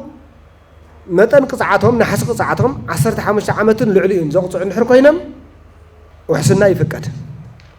او كانت حقتات مالتي يكونكن او ذا اواجا انتدنغو غبنات مالتي يازيا نعمت 5 عامت ك 10 عامت زبل تخوينو 10 عامت زبل على 15 عامت حليفو سلو زلو حسنا يفقد 10 عامت تخوين ግን አይብልን ዘሎ ስለዚህ ዋላ መወገሽ 5 ይኹን 10 ይኹን እትላ ዓለዋይ ቅጽዓቱ እስከ 15 ዝሐልፍ እንድሕር ኮይኑ ግን ብዝኾነ ይኹን መንገዲ ትሕቲ 15 ተኾይንካ ወሕስና ይፈቅድ በመትከል ደረጃ እዚ ማለት በ67 ገበሳ ስርዓት ሕጊ هكون كنتاتو نارئها تدخل كلن تفقدن እስከ ዓጻረት ወግዜ ቆጸሮ ልሙድ እዩ እዚኦም ለዕለ 15 ዓመት ተኾይኖም ግን ብዝኾነ ይኹን መንገዲ ምጽራይ ወዲዩ ናብ ክስ መስከደውን ኣብ ክስ እዋን እውን ይፍቀድን ኣብ ምጽራይ እዋን እውን ኣይፍቀድን ማለት እዩ ተደሚሮም ክልተ ልዕሊ እንተ ተኸይሱ ወይ እንተ ተጠርጢሩ ከዓ ተደሚሮም ሕዚ እውን ልዕሊ 15 ዝመፁ ተኮይኖም ውሕስና ኣይፈቅደልን ኣብዛ ዓንቀጽ ነስ ዓንቀጽ 1 2 ዝተደንገገ ሕልዋት ኮይኖም ኣብዛ ኣዋጅ ኣብ ዓንቀጽ 4950 ዝተደንገገ ገበናት እንታይ ማለት እዩ 4950 ማለት ብደቂ ሰባት ምንጋድ ገበን ብደቂ ሰባት ምንጋድ ዝሕጋው ዝውውር እና ንሰባት ጨይኻ ገንዘብ ምድርዳር ከምኡ ዝበሉ ነገራት ከምኡ እውን ዓንቀጽ 50 ማለት ኣገዲድካ ምድፋር ሕዚ ዓብይ ፀገም ትግራይ ዋጭ ቢሉ ዘሎ እዚ በቃ እግርና ይሰድዎም ይሉካ ሞ ትክክል ካይ ግፍዓው ዝኾነ ደፊሩ እንደ ጉዳት ምስ በፅሐ ድሓር መሰለድካ ኣዲስ ኣበባ ኣቱ ወረቀት ሒዝካ ትተርፍ ማለት ስለዚ ዓንቀጽ 50 ኣብ ቤት ምክሪ እውን ዓብይ ኮመንት ዝሃብዎ እዩ ብናይ ቤት ምክሪ ድፊት እውን ባይዘወይ ዝበለፀት ኩረት ክወሃቦ ተገይሩ ማለት እዩ ዓንቀጽ 50 ገበናት ከምኡ እውን ገበን ከቢድ ክትራን ትኽትራን ኣብ ክልተ እዩ ዝምቀል ቀሊልን ከቢድን እዩ ከቢድ ክትራን ወይ መሳርሒ ሒዝካ ወይ ብዝተወደበ መንገዲ ከም ዘልናዮ ዓን ዴፊኒሽን ኣለዎ ስለዚ ገበን ከቢድ ክትራን ካብ ስርቂ ከዓ ብለይቲ ብዝተወደበ መንገዲ ገዛና ፈገርካን ብቲ መንገዲ ንሱ ክረአዩ ዝኽእሎም ከቢድ ስርቂ ከዓ ኩሉ ዓይነት ከቢድ ስርቂ ኣይኮነን ስለዚ በዚ መንገዲ ዝፍፀም እውን ውሕስና ይኽልከል ኣይፍቀድን ይልወል ስለዚ ቶም ኢድቢኢድ ኣለዉ ልዕሊ 15 ወይ ሓደ ወይ ከዓ ተደሚሮም ኢልና ኣለና ሳልሳይ ግን ዝኾነ ይኹን መጠን ቅፅዓቶም ብዘየግድስ ኣገዲድካ ምድፋር ዘይሕጋዊ ዝውውር ደቂ ሰባትን ብሰብ ምንጋድን ከምኡውን ብዝተወደበን ገዛውቲ ምፍጋር ዝፍፀም ለይቲ ዝፍፀም ገበንን ስርቅን ከቢድ ክትራንን ከዓ ሙሉእ መጠን ቅፅዓቶም ብዘየግድስ ተኸልኪሎም ኣለዉ ማለት እዩ ውሕስና ካሊእ ኣፈፃፅማ ቅፅዓት ሞት ዝምልከት እዩ ብሃገር ደረጃ ፕሬዚደንት ናይቲ ፌደሪ ሄድ ኦፍ ዘ ስቴት ንብሎ እዩ ዝፍርመሉ ነይሩ ሓደ ሃገር ኣለኻልካ ስለተሓስብ ኢኻ ህዚ በዓሉ ብድሮን ጭፍጭፈካ ዘሎ ፌደራል መንግስቲ እዩ ስለዚ ዝኣዋጅ እዩ ንሃለዋት ንሕነት ንስ ትግራይ ስካዓ ተዳለወ ፕሬዚደንት ብሄራዊ ክልላዊ መንግስቲ ትግራይ ምስ ኣፅደቆ ተፈፃሚ ይኸውን እዚ ማለት ኣብቲ ገበን ሕጊ ስርዓታት ኣለዎ ብይግባይ ኩሉ ምስ መኮርካ ነብሰ ፅር ከይትኸውን ናይ ጥዕና ፀገሞ ዘሎ ከይትኸውን ምክንያቱ ነቲ እንድሕር ወሊዳኸ ናበይ ክቕይሮ ይኽእል ፕሬዚደንት ስልጣናት ኣለዎ ናብ ዕድመ ልካ ቅይሮ ይኽእል ናብ ካሊእ ቅይሮ ይኽእል ንሱ ናይ ሰብ ሞያታት ጉዳይ ግን ሓንቲ ታእስሙ ዝገበርዋ ኣዛዊዖም ክትርጉምዋ ዝምክሩ እዚ እዩ ሃገር እንድሕር ዘይብልካስ እናተቃተልካ ስእልካ ትረአ ይኮነን ማለት እዩ እዚ ኣዋጅ ብመትከል ደረጃ ተፈፃምነቱ ካብ ጉንበት 24 2018 እዩ ይኹን እምበር ኣብዚኣ ሰለስተ ዓንቀጻት ሰለስተ ጉዳያት ግን ኣሎ ዓንቀጽ 31 አንተ ይገልጸ ነይረ ኣብ ልዕሊ ብደኒ ተፈጥሮ ሃፍቲ ዝሕዚ ጠቕላላ መቃብር እውን ዘስእነና ኮይኑ ዘሎ ሰብ እውን ክቅበር ዘተሓሳስብ መሬት ወራ ሓደ ሰብ 120 ቦታ ዝወረረላ ኣነ ዝፈልጦ ካብዚ ወፃእ ግን ካብ ዓንቀጽ 35 እስካብ 48 ዘለዉ ግን ብምሉኦም ካብ ጥቅምቲ 24 ይጅምሩ 2013 ዝነበረ ተሳውስ እንተኮይንኩም ኩሉ ናብ ጥቅምቲ 24 ዝምለስ ነይሩ 2014 ህዚ እተን መሰረታዊ ዝበሃላ ሕገ መንግስትን ሕገ መንግስታዊ ስርዓትን ኣብ ልዕሊ ሰራዊት ትግራይ ምስ ፀላም ትሕባር ምስ ስለላ ዝበላ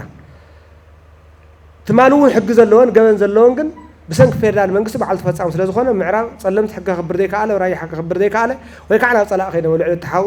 ወይ ብዝተፈላለየ መንገዲ ሕጊ ክነክብር ዘይከኣለ ናብ መሰረታዊ ጉዳያት እምበር ሕሉፍ ይቅርታ ተሓለፈ ምሕረት ተሓለፈ ትማል ጃከት ትኽደን ነርካ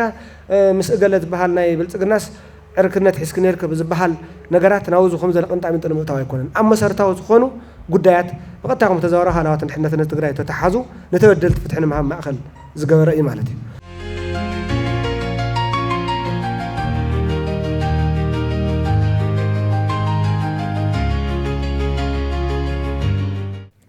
ንሕና ተጋሩ ንዘመናት ኣመረበትና ፀናሕና ኢና ኣመረበትና እናሃለና ዘርኢ ምጽናት ተፈጺሙልና እዚ ዘርኢ ምጽናት እዚ ክዕፀፍ ክኽእል ኣለዎ እዚ ንምግባር ዝከኣል ኩሉ ዓይነት ነፍሰ ምክልኻል ምግባር ሕጋዊ እውን እዩ ኣብ ሕጊ ኣይሞትዋይ ተጋዳይ ዝበሃል እኳ ዘሎ ንውልቀ ሰብ እንኳን ከም ዓድን ከም ህዝብን ስለዚ ብናይ ሕጊ ቋንቋ እዩ ቀሪቡ ክኸውን ዝኽእል ዘይንውር ዝብል ትተፈፀመልና እዩ ዘይንውር እምበር نفس مكلخال زخول كلهم عينت أماراتات مقارنا نور مخانو كسمر اللي زلوا وإز مثلني بزمن أرضي حنتنا تنساك رئيته كهبز دلي سلازي عالم كم تم تفوق نتفي قبلنا وي كم قالي عدتات تبتينا عندنا عدخن كون كنت صبي قبلنا قدم مدفعنا وي كعق قدم مبتنا زخل كم عد ذات النح كم هزو ذات النح كل عينة ممارس موساد كقص اللي يزلوا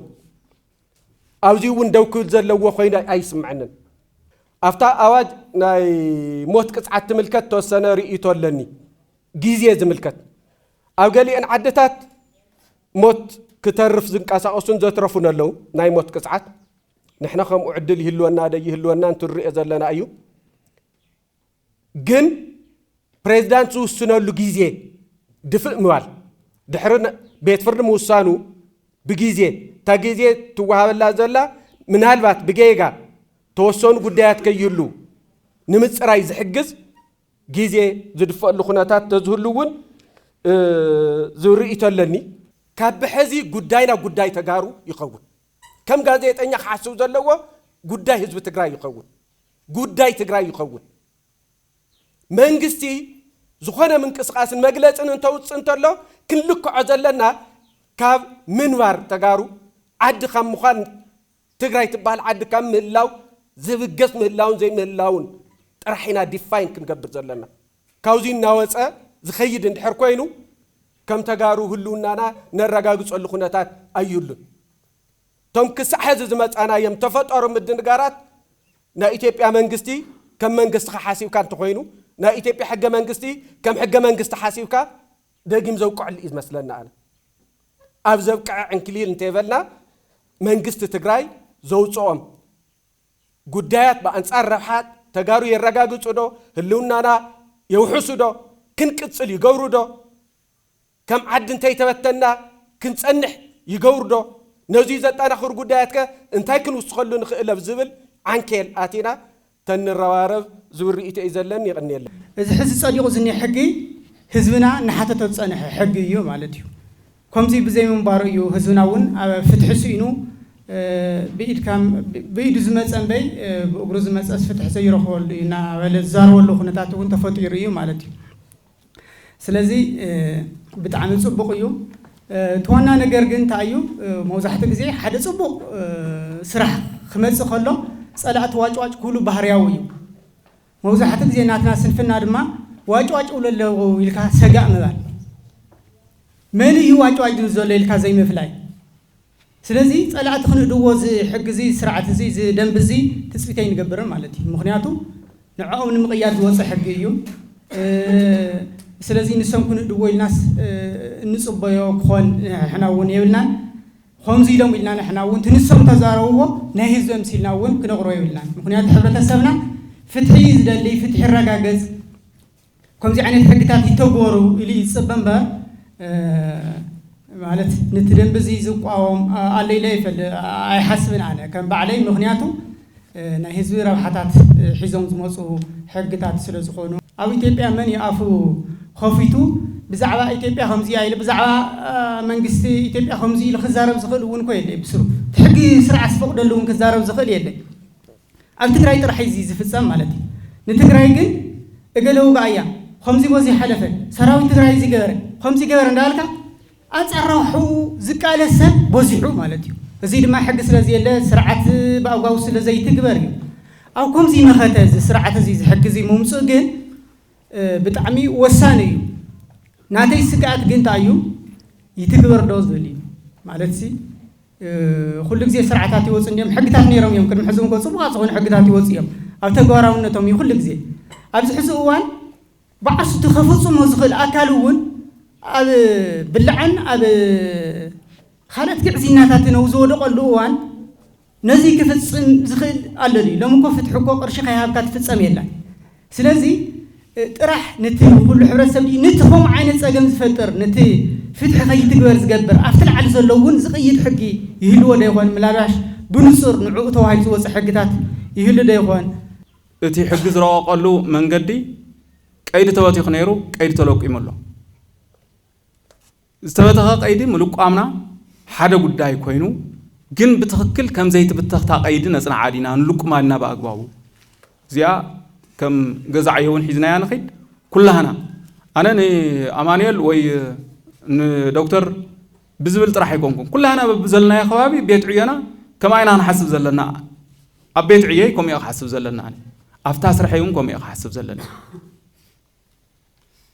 ስለዚ ኩላህና ከምዚያ ገዛዕየ ሒዝናያ እንተደኣ ከይድና ኮይንና ሓደ ንቁፅሩ እውን ኣግባብነት ኣለዎ ካብ ዝለዓለ ክሳዕ ዝተሓተ ፍሰቱ እውን ብኣግባቡ ይኸውን ኩሉ ተቆፃፃሪ እንተደኣ ኮይኑ ከዓ ትግራዋይ ክኸውን እንድሕር ደኣ ፃዕሪ ተገይሩ ከዓ ኩላህና ተጋሩ ንኸውን መኸተና እውን ብኣግባቡ ይኸውን ህልውናና እውን ብኣግባቡ ይረጋገፅ ዝብል እምነት ኣለኒ ይቐኒየለይ ከምዚ ዓይነት መድረክ ክዳሎ ቅድሚ ዝኩነታት እውን ብፍላይ ንሕና ከም ጋዜጠኛታት ኩሉ ነገር ላተረስዐ ስለልኸደ እዩ እምበር ሓደ መደብ ክወርድ ተሎስ ቅድሚያ ሚድያታት ኢና ንዕደም ነርና ኣነ ኣብ ድምፂ ወያነ ካብ ዝሰርሕ ኣይንዓሰኒ ዓበይቲ መራሕተይ ላመፁ ኣብ ሕርሻ ዝመደብ እኒእና ኣብ ከተማ ዝኒእና ከጋጥሙና ዝኽእሉ ፀገማት እዚኦም እዮም ከምዚ ጌርና ክንሰግሮ እኒእና ላተዋልኩ እየ ዓበይ እዚ ላተሸገረ ምስ መፀ ግን ኩሉ ነገር ላፈረሰና ንሕና እውን መጥመር ስኢልና ኣሎ ሚድያታትና ደኺምና ትብልና ወንደክም ልምታይ ለይ እንደክም ኣይተፍሉጥና ኣነ ዓበይቲ መደባት ዓበይቲ መድረኻት ተሳሲየ እየ ሳላ ህዝቢ ትግራይ ሕጉስ እየ ኣነ ኣብ ዝሰርሖ መደብ ማለት እዩ ቀጥታ ፈንወኒ እኒ ኣብኡ ኣትዩ ልሳተፍ ሰብ ብዙሕ እዩ ብዛዕባ እዚኣሲ ዋላ ንመራሕተይ እውን ጠይቐ ካብ መሪሕነት እውን ሰብ መፅኡ መብርህ ተልህብ ክንብል ተለና ክንረኾ ይንኽእል ቶም መራርሓ ማለት እዩ ሶ ኦፕን እዩ ክኾን ኣሎ እዚ ክብል ተለኹ ንህዝብኻ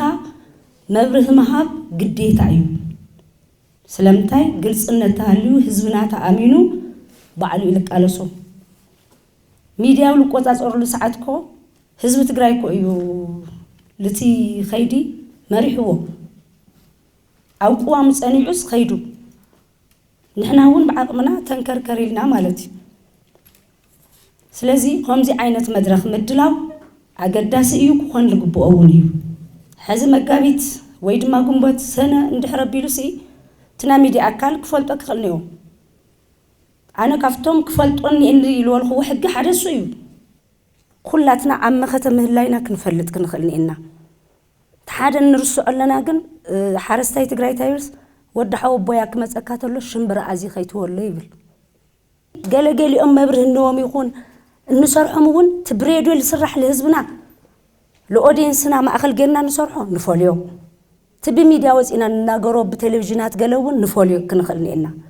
ስለዚ ኣብዚ ለለና ናይ ሚድያ ኣካላት እውን ሳዕቤኑ ክብደቱ ተረዲእና ክንሰርሕ ክንቃለስ ይግበአና ልብል ርእይቶ ልመሃብ እዩ ኣነ ወይ የቐኒለይ እዚ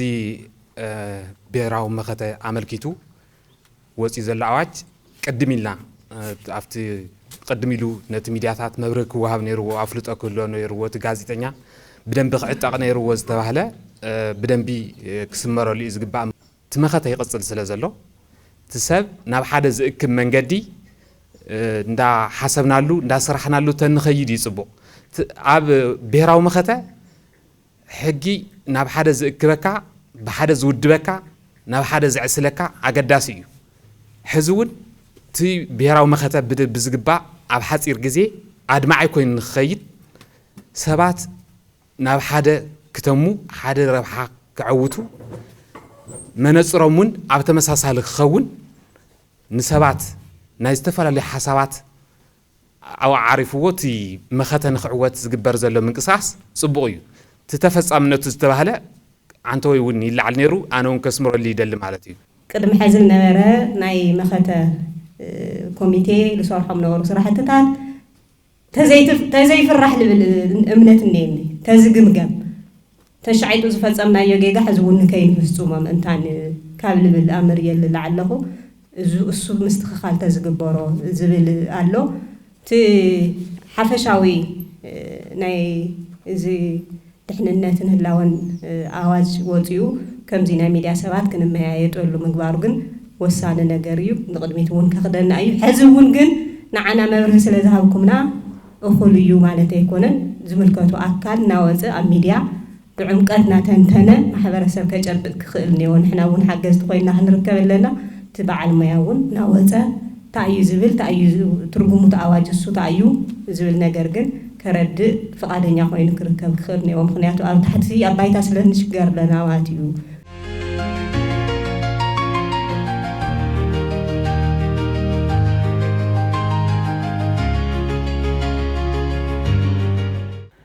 ኣብ ትግራይ ዝኒሆ ናይ ህልውና ሓደጋ ካብ ፀላእ ጥራሕ ዘይኮነስ ካብ ውሽጥና እውን ምስ ዘሎ ኩነታት ተኣሳሲሩ ነቱ ካብ ፀላእ ዝመፀና ብሄራዊ ሓደጋ እውን ከም ድኽዑ ክኸውን ዝኽእል ችግርን ፀገማትን እውን ስለ ዝኒሄ ነዚ እንፈትሐሉ ዝርዝር ኣዋጅ ወፅዩ ኣሎ ማለት እዩ እዚ እናተተግበረ ክኸይድ እዩ ቅድሚ እዚ ኣዋጅ እዙይ ግን እቲ ዝመፀና ዘሎ ሓደጋ ከቢድ እዩ እቲ ኸፅንተና ዝተንቀሳቐሰ ሓይሊ ህዚ እውን ኣይደቀሰን ብሰላሕታ ክሰርሖ ዝግባእ ስራሕ እናሰርሐ መፅዩ هذا بزخون أوان كعخونات هاتنا مسرعية ناب حيل خسجاجر زخيل اللخونات نافت أري خيد الله أو جلجليون ما تقعدتاتي في السما الله أو جلجليون ناي سراويت متخابات زجور اللخونات في التار الله سو زخونات هاتوزي إدنا إجرنا أساسيرنا سويلنا نري اللخونات كل خيل يقولون تواعيلو بود بزرزر تجمجمو ما دبت تحيز نفس راح استعت واللخونات نيرو ولا فت جزياو من محدار جزياون انت خونا مالتي ناي جزياو من محدار ون ما دبت جيرو استعت واللخونات نيرو سلازم تقراي وشتاو عقمنا ناي متنخار سراويتنا ناي متنخار بلوجيستيكس زحشة عقمنا ناي مفتار كوناتات جزي هو هابو زخيل يكونان بزحشة بركم صار حلوهن كلا لنا تواهيلون عرشو تلمة داليلو زواتات تلمة داليان ورداتات ون تلمة داليان من نفس راحتنا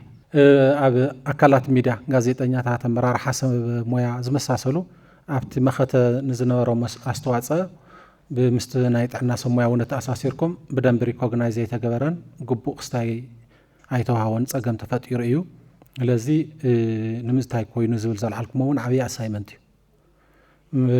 ክሳብ ሰነ 21 ነብ ዝነበረ ጉዳይ ሰርቲፋይ ተገይሩ ብድሕሪኡ ዝነበረ بمسرح الرأي تبعيلو ممرح وصيلو يت ممرحي ناو تغباري اتون يمسلني او يحقف ديت سو كله يحقفن كنريو بزخونه جن ام ميديان اب تحنان كالوت اكلاتون كله يوم ان فاكت جن او زمختس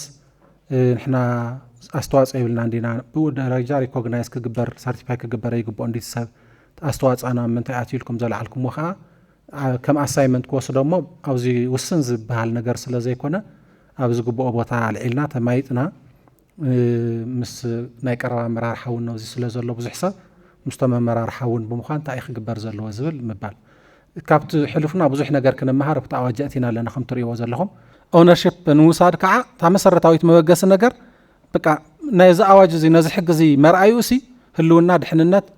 لولاونتن مسال عرسو سنة نزبط قراءة تامر عيت بقى خافزي أتتوجس كاس كالي وش زول دقيق نجار عنكاس صحفة حرق ورد قالتات بتعمل سيمبل نجاري لذي كاوزي توجسكم مثل أونز جواركم بقى بتعمل صبوا نجاريو لذي زيت وانا مرأي حزب تجري بذكري الله سو مويا مرارحة anywhere زول لسه نزع واجزي نزع حجزي نزع كايدازي بزمن فسكري الله زوالكم وبتعمي صبغيو حاجة من قصتي أو حمشت عندتاتي زهلو مالت حدا لعلنا تزبز زباليو وبتحقق من قصتي chapter 2 عنك شو منطقة جمرمو مسارته عندتات يزولم fundamental principles of the constitution يبلمو حمشت امتى مسارته عندتات هذا العلنا تزبيو كالاي العلنا تحقق من قصتيو سالساي مسل سبعون ديمقراطيا ونمسل زباليو رابعي في اللي هايمانوت من قصتنيو حمشاي كعا قلصنا تحتات النت من قصتيو زيوم يوم تم مسارته ومتكلات بقى تحقق من قصتي تم قالوا عنكسات أوزم مسارته عندتات زي أتوم يتطويلو كم سيلينج وصلوا حقق من قصتي كم زي مالتيو الحر زي هدم تزخون عندتها تزيجرنا لخوينا وزي كتطوك ولا يخلن سم حموش مسارته عندتها يوم تطو زبلونه تحقق من قصتي لذي لعلنا تزب مالت حزبي بعلوانا بوليتيكا وسلطاني تودي بقى تي عصرت شو حتى عمت قال استغيرو تي كاب سلطانسي كاب زرعي ወይ ካብ ወተሃደራዊ እንታይ ዝበሃል ወተሃደራዊ ስርዓት ወይ ካብ ካልኦት ዓይነት ስርዓታት ካብ ዲክታቶሪያልሽፕ ከምኡ ሕድግ ኣቢሉ እቲ ቃልሲ ሕገ መንግስታዊ ዝገበሮ ነገር እንታሃለ ህዝብ ናብ ፖለቲካዊ ስልጣን ናብ ህዝብ ምምላስ እዩ በቃ ህዝቢ በዓል ዋና ፖለቲካዊ ስልጣን ይብል ማለት እዩ ካብኡ ማዓት ዓይነት ናይ ህዝቢ ናይ ፖለቲካዊ ስልጣን ናይ ህዝቢ ምስ ገበርካዮ ክልተ ዓይነት መንገድታት ኣለዎ ከም ትፈልጥዎ ገለይኩም ፖለቲካል ሳይንስ ኣብ ሲቪክ ሰብ ሕጊ ዝተማሃርኩሞ ሪፕሬዘንታቲቭ ዲሞክራሲ ዝበሃል ኢንዳይሬክት ዲሞክራሲ ድሓር ሪፕሬዘንታቲቭ ዲሞክራሲ ኮይና ኣብ ኢትዮጵያ ማለት እዩ ህዝቢ ወከልቱ ይመርፅ ኣብ ቤት ምክሪ ኣቱ ቤት ምክሪ ፈጻሚ ስራሕ መንግስቲ የጣየሽ ንቤት ፍርዲ ይቆጻጸር ቸክ ኤንድ ባላንስ ገለታት ዝበሃል ብቃል ዘሎ መድናዮ ኣሎ ቸክ ኤንድ ባላንስ ኣይኮነ ናይ ኢትዮጵያ ስርዓት ቸክ ኤንድ ባላንስ ማለት ሰለስቲኦም ኣካላት መንግስቲ ተሓደ ነቲ ካልእ ቸክ ትገብረቶ ኣሎ እዩ ኣብ ትሕቲ ህዝቢ ፓርላማ ኣብ ትሕቲ ፓርላማ ክልቲኦም ኣካላት መንግስቲ ፈጻሚ ኣካል መንግስትን ቤት ፍርድን ካብኡን ታሕቲ ይወርድ ማለት እዩ ካብኡ ብሌቨል ኦፍ ጋቨርንመንት ወሲድና ከዓ ናይ ኢትዮጵያ ገዲፍና ናይ ትግራይ ተንኸይድ ክልል ወረዳ ጣብያ መንግስታት ይባሃሉ ሰለስቲኦም ኣካላት መንግስታት ሕድሕድ ተረኽብዎ ከም ዝበለ እዩ ስለዚ እቲ ሕገ መንግስቲ ናይ ኢትዮጵያ ልዕልነት ህዝቢ ዝምልከት ፖለቲካዊ ስልጣን ሂቡ መሰል ዓርሰ ውሳነ መሰል ዓርሰ ምሕደራ ዝመሳሰሉ ጉዳያት መጀመርያ እዚኣ ሽኻልያ እዚ ኣብ ትግራይ ኣላ እዚኣ እያ እታ መሰረታዊት ነገር ህዝቢ ትግራይ በዓል ዋና ፖለቲካዊ ስልጣን ድዩ ኣብዛ ዓዲ ኣብ ክልል ኣብ ፌደራል ተሳትፍኡ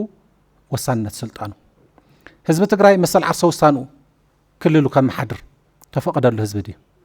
ህዝቢ ትግራይ ጆኖሳይድ ዝፍጸመሉ ህዝቢ ትግራይ ቨርቲካሊ ምስ ፌደራል ዘራኽቦ ዝነበሩ ኩሉ ነገራት ሰንሰላቱ ተበጣጢስዎ ዝኽልከል በጀት ዝኽልከል መድሓኒት ዝኽልከል ትምህርቲ ዝዕፀዮ ኢኮኖሚ ማሕበራዊ ክደቅቕ ብዙሕ ነገር ይግበር ውዳበታቱ ክፈርሱ ናይ ፖለቲካ ውዳብኡ ናይ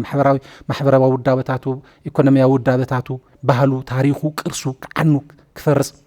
ዕለታዊ ዝስርሑ ነገራት ተትሪኡ ማለት ትፈልጥዎ ኢኹም ንስኻትኩም ብጣዕሚ ዘደንፁ ነገር እዩ ከም ህዝቢ ክነብር ዘይድል ህዝቢ እዩ ከም ኩርዳውያን ክብተን ከም ባያፍራ ተንበርኪኹ ተበቲኑ ክነብር ዝተፈረደሉ ህዝቢ እዩ እዚ ሕገ መንግስቲ ዝበሃል በቃ ኢሉዥን ኣሎ ብጣዕሚ ደስ ዝበለና እዚ ብዙሕ ኣይተልዓለን ብዙሕ ነዚ ዝምልከት ግን ሕገ መንግስቲ ዝበሃል ኢሉዥን ኣሎ ፍቲ ደገ ሕገ መንግስቲ ማለት ሓንቲ እዚኣ እያ ማለት እዩ እዚ ኣላ ዶ ካልኣይ ታልዕልነት ሕገ መንግስቲ ትበሃል እያ ልዕልነት ሕገ መንግስቲ ማለት ሲ ኣብቲ ሕገ መንግስቲ ዝተደነገጉ ኩሎም ጉዳያት ልዕሊ ዝኾነ ሕጊ እዮም እዩ ሕገ መንግስቲ ከምዚ ሱፕሪም ሎ ኦፍ ዘላንድ ይበሃል ሕገ መንግስቲ ላዕለዋይ ሕጊ ትበዓሉ እንታይ ይብል ሕገ መንግስቲ ኣነ ላዕለዋይ ሕጊ ናይ ዝዓዲ እየ ይብል ንዓይ ዝፃባእ ዝኾነ ሕጊ ዝኾነ ውሳነ ልማዳዊ ኣሰራርሓ ቮይድ ኣብ ኢኒሾ ናል ኤንድ ቫይድ በቃ ተፈጻምነት የብሉን ድሕሪ ሕዘ ይሰርሕን እዩ ዝብል ስለዚ ኣብቲ ሕገ መንግስቲ ዘለዎ ኩሎም ነገራት ንርእዮም ካብታ ስያመ ጀሚራ ማለት እዩ እታ ስያመ ናይ ኢትዮጵያ ሕዚ ፌደራላዊ ዲሞክራሲያዊ ሪፓብሊክ ኢትዮጵያ ትብል ማለት እዩ ፌደራሊዝም ማለት ያው ፌደራል ስርዓት ኣሎ ዶ ፌደራል ማለት ኣብ መንጎ ክልላትን ማእኸልን ዘሎ ክፍፍል ስልጣን ኣብ መንጎ ሆሪዞንታሊ ኣብ መንጎቶም ክልላት ዘሎ ጉዳይ ፌደራል ዝበሃል ስርዓት ክለ ይኽእል ናብ ስርዓት እዚ ኢትዮጵያ ፌደራላዊ ዲሞክራሲያዊ ዝብል ዲሞክራሲ ማለት ወሳንነት ህዝቢ ኣበየሎት ወሳንነት ህዝቢ ሪፓብሊክ ማለት ብመረፃ ብግዛዕ ዝጣየሽ መንግስቲ እዩ ትግራይ እንታይ ትገብር ምንታይ ኣላ እሱ ባዕሉ ፈሪሱ ክሳዕታ ናይ መወዳእታ ናይ ምምሕያሽ ሕገ መንግስቲ ተሪኢኹማ ዝኸድዎ ዘለዉ እንታይ ከም ዘርእየና ኣብ ቀረባ ግዜ ፍሉጥ ኮይኑ ኣሎ ማለት እዩ ሕገ መንግስቲ ዝምልከት ዓዲ ዝምልከት ልዕልነት ሕገ መንግስቲ ባጫ ኮይኑ እዩ ዘረባ ኮይኑ ካብኡ ዝመፅእ ሰብኣውን ዲሞክራሲያውን መሰላት እዩ ኣብዛ ዓዲ ብዘይነውሪ ኣብ ልዕሊ ሓደ ህዝቢ ሕዚ ሰፊሕሎት ጆኖሳይድ ባይዘወይ ካብ ትግራይ ወፂኡ ምክንያቱ ከም እንድሕር ሕገ መንግስቲ ጥሒስካ ኣብ ሓደ ህዝቢ ሓዊ ምልኳስ ተጀሚርካስ ከም ኣብ ሓደ ኩልሳስ ሓዊ ምእታዊ ኩልሳሳት ሃልዮም ኣብታ ኩልሳስ ተዘይጥፊኻያ ኦሬዲ ምኻዶ ይተርፎን ማለት ከም ኩልሳስ ከም ሓዊ ባርዕ ናብ ኣምሓራ ናብ ኦሮሚያ ናብ ቤንሻንጉል ምስጋር ጀሚሩሉ ካብዚ ወፂኡ ናብ ሱዳን ሰጊሩሎ ትባርዕ ናብ ኤርትራ ንምውሳድ እውን በቃ ትሪእዎ ኣለኹም ትምድለዋቶም ማለት እዩ ኢሪስፖንስብል ዝኾነ ከም ገለ ዝበሉ ሰባት እዮም ተቆፃፂሮም ተዓዲ ኣብ ልዕሊ ሓዊ ኣብ ልዕሊ ጥፍኣት ኣብ ልዕሊ ገበን ብዝገርም መንገዲ እዩ ማለት እዩ ስለዚ ሰብኣውን ዲሞክራሲያውን መሰላት ጆኖሳይድ ዝበፅሕ ገበን ዝፍፀመሉ ዓዲ ኮይኑሎ ተሓታትነት ግልፅነት ዝበሃል መበል ሓምሻይ ጆኖሳይድ ፈፂምካ ይትሕተትን ካልእ ይግደፍዎ ማለት እዩ ህዝቢ ከም ህዝቢ መድሓኒት ከልኪልካ መድልዎ እናፈፀምካ ትምህርቲ ክዕፆ ኣዴታት ሕክምና ከይረኸባ ኩሉ ሰራሕተኛታት መንግስቲ 140,000 ዝኸውን መንግስቲ ሰራሕተኛ መሃያ ከልኪልካ ማሕበራዊ ሕውየት ኩሉ ከልኪልካ ምንም ኣይትሕተትን ኣብዚኦም 5 መሰረታዊ ጉዳይ ዝዓርፍ ሕገ መንግስቲ ማለት እዩ። ሕገ መንግስቲ ኣሎ ኢሉ ዝሓስብ ኣብ ኢሉዥን ዝነብር ኣሎ ማለት እዩ። ስለዚህ እዚኦም ኣብ ዘየለው ሕገ መንግስቲ የለን ከምዚ ተፈሪሱ ሕገ መንግስቲ ህልውና ድሕንነትና ሓደ ህዝቢ ክሕሉ ስርዓት ክተክል ዝተጣየሸ ስካዕ ዝኾነ ዝሃለወ ስካዕ ዝኾነ እንድሕር እዚኦም ዘይሃለዩ በቃ ኤክስትራ እዩ ክትሓስበለካ ቢዮንድ ክትሓስበለካ ከመይ ከም ዝነበር ህልውናኻ ከመይ ከም ተቕፅል ምሕሳብ ንቡር እዩ ኣንቶይ ታጁ ከም ኣብ ዘይንቡር ኩነታት ኮይና ዝበልክዎስ እዚ ንቡር ኣይኮነን ንማለ ኣይኮነን እዚ ንቡር ጥራሕ ዘይኮነስ ዓለም ለኻዊ ሕግታት ዝድግፍዎ ኣብ ሚድያ ይዛረብ ዘለኹ UN ቻርተር ሰልፍ ዲፌንስ ኣብ UN ቻርተር ዩዝ ኦፍ ፎርስ ዓለማዊ መስርሕ ሕግታትማ ሓይሊ ምጥቃም ክልክል ይብል ዩዝ ኦፍ ፎርስ ክልክል እዩ ይብል ኣብ ከምዚ ናህና ዝበለ ናይ ሰልፍ ዲተርሚኔሽን ናይ ህልውና ናይ ግዛዕ ምዛዕ ትኾን ተለኸ እቲ UN ቻርተር ተይተረፈ ዩዝ ኦፍ ፎርስ ሕገዎም ብሕገ ወፂኻ ንባዕልኻ ምክልኻል ንባዕልኻ ምድሓን ዩዝ ኦፍ ፎርስ ሕጊ ምጥቃም ኣይምን ሓይሊ ምጥቃም ቢካውዝ በቃ ሰልፍ ዲፌንስ እዩ ተፈጥራዊ እዩ ናብ ውልቀና እንደንምፃእ ዝኾነ ተስክሪቢት ሕዚ ከምዚ ተዘውርውር ብዙሕ ሰብ ዓይኑ መጀመርያ ይሕምት ድሓር ዘስተዋዓላ ሰብ ጠቕኦ ዘላ ክሕዛ ይኽእል ማለት ወይ ከምዚ ክወቕዓ ይኽእል ሪፍሌክሲቭ ኣክሽን እዩ ሰልፍ ዲፌንስ ኣብ ተፈጥሮ ኣብ ሰባት ኣብ እንስሳት በቃ ሪፍሌክሲቭ ኣክሽን ሰልፍ ዲፌንስ ተፈጥራዊ መሰል እዩ ክትነብር ግድን እዩ በቃ ክትነብር እዮም ካልኦት ነገራት ዝመፁ ትካላት ሕግታት ግዛዕ ምዛዕ ዝወፁ ክትነብር ንሶም ከንውርኻ እንተዘይክኢሎም ትነብር ልዕሊኦም ትኸይድ ጆኖሳይድ ዝፈቅድ ሕጊ ኣለው ኢትዮጵያ ጆኖሳይድ ዝፍፅም ስርዓት በጀዝ ምክልካል ዝፈቅድ ስርዓት ሕጊ ኣለው ኢትዮጵያ በጀዝ ዝኽልክል ነዳዲ ምክልካል ዝፈቅድ ሕጊ ኣለው ኢትዮጵያ ነዳዲ ዝኽልክል መንገዲ ዝዓፁ ተጋሩ ብዝተፈለየ መንገዲ ክብተኑ ንሕናስ ብዲሞግራፊ ብጂኦግራፊ ክንብተን ክንደቅቕ ኣመን ኢልና ክንነብር ዓዲ ዝሃነፅና ህዝቢ ክንድሞሳ ኣብዚ ደረጃ እዚ ክንወድቕ ይግበር ፍጹም ኣይኸውንን ኣይነብርካ ከመይ ገርና ኣይኸውንን በቃ ሓደ ስርዓት ህዝቢ ክስዕረ ይኽእልን እንኳን ንህዝቢ ትግራይ ኣብ ዝኾነ ዓዲ ኣብ ዝኾነ ዓለም መዓት ዲክታተርስ መዓት ግዛዕ ተፈጢሮም እንዲኦም ኣብ መወዳእቱ ቶም ፀረ ህዝቢ ዝገጠሙ ኩሎም ተሳዒሮም ኩሎም ኣብ ታሪክ ህዝቢ ዝሰዓረ የለን ኣብ መንጎ ስርዓታት ተኮይኑ ሓደ ስርዓት ነቲ ካልእ ስርዓት ክስዕሮ ዝኽእል ምስ ህዝቢ ገጢምካ ይሰዓርን ህዝቢ ጉድኣት ከብፅሕ ይኽእል ዶ ትማል ጉድኣት ተብፅሕ ኢሎም ማዓንቲ እውን ጉድኣት ከብፅሕ ይኽእል መራሓ ቀትል ይኽእል ዶ ታይሞ መራሓ ብምቕታል እንታይ ክልወጥ ኣብ ኢትዮጵያ ኣብ ትግራይ ታይሞ ክልወጥ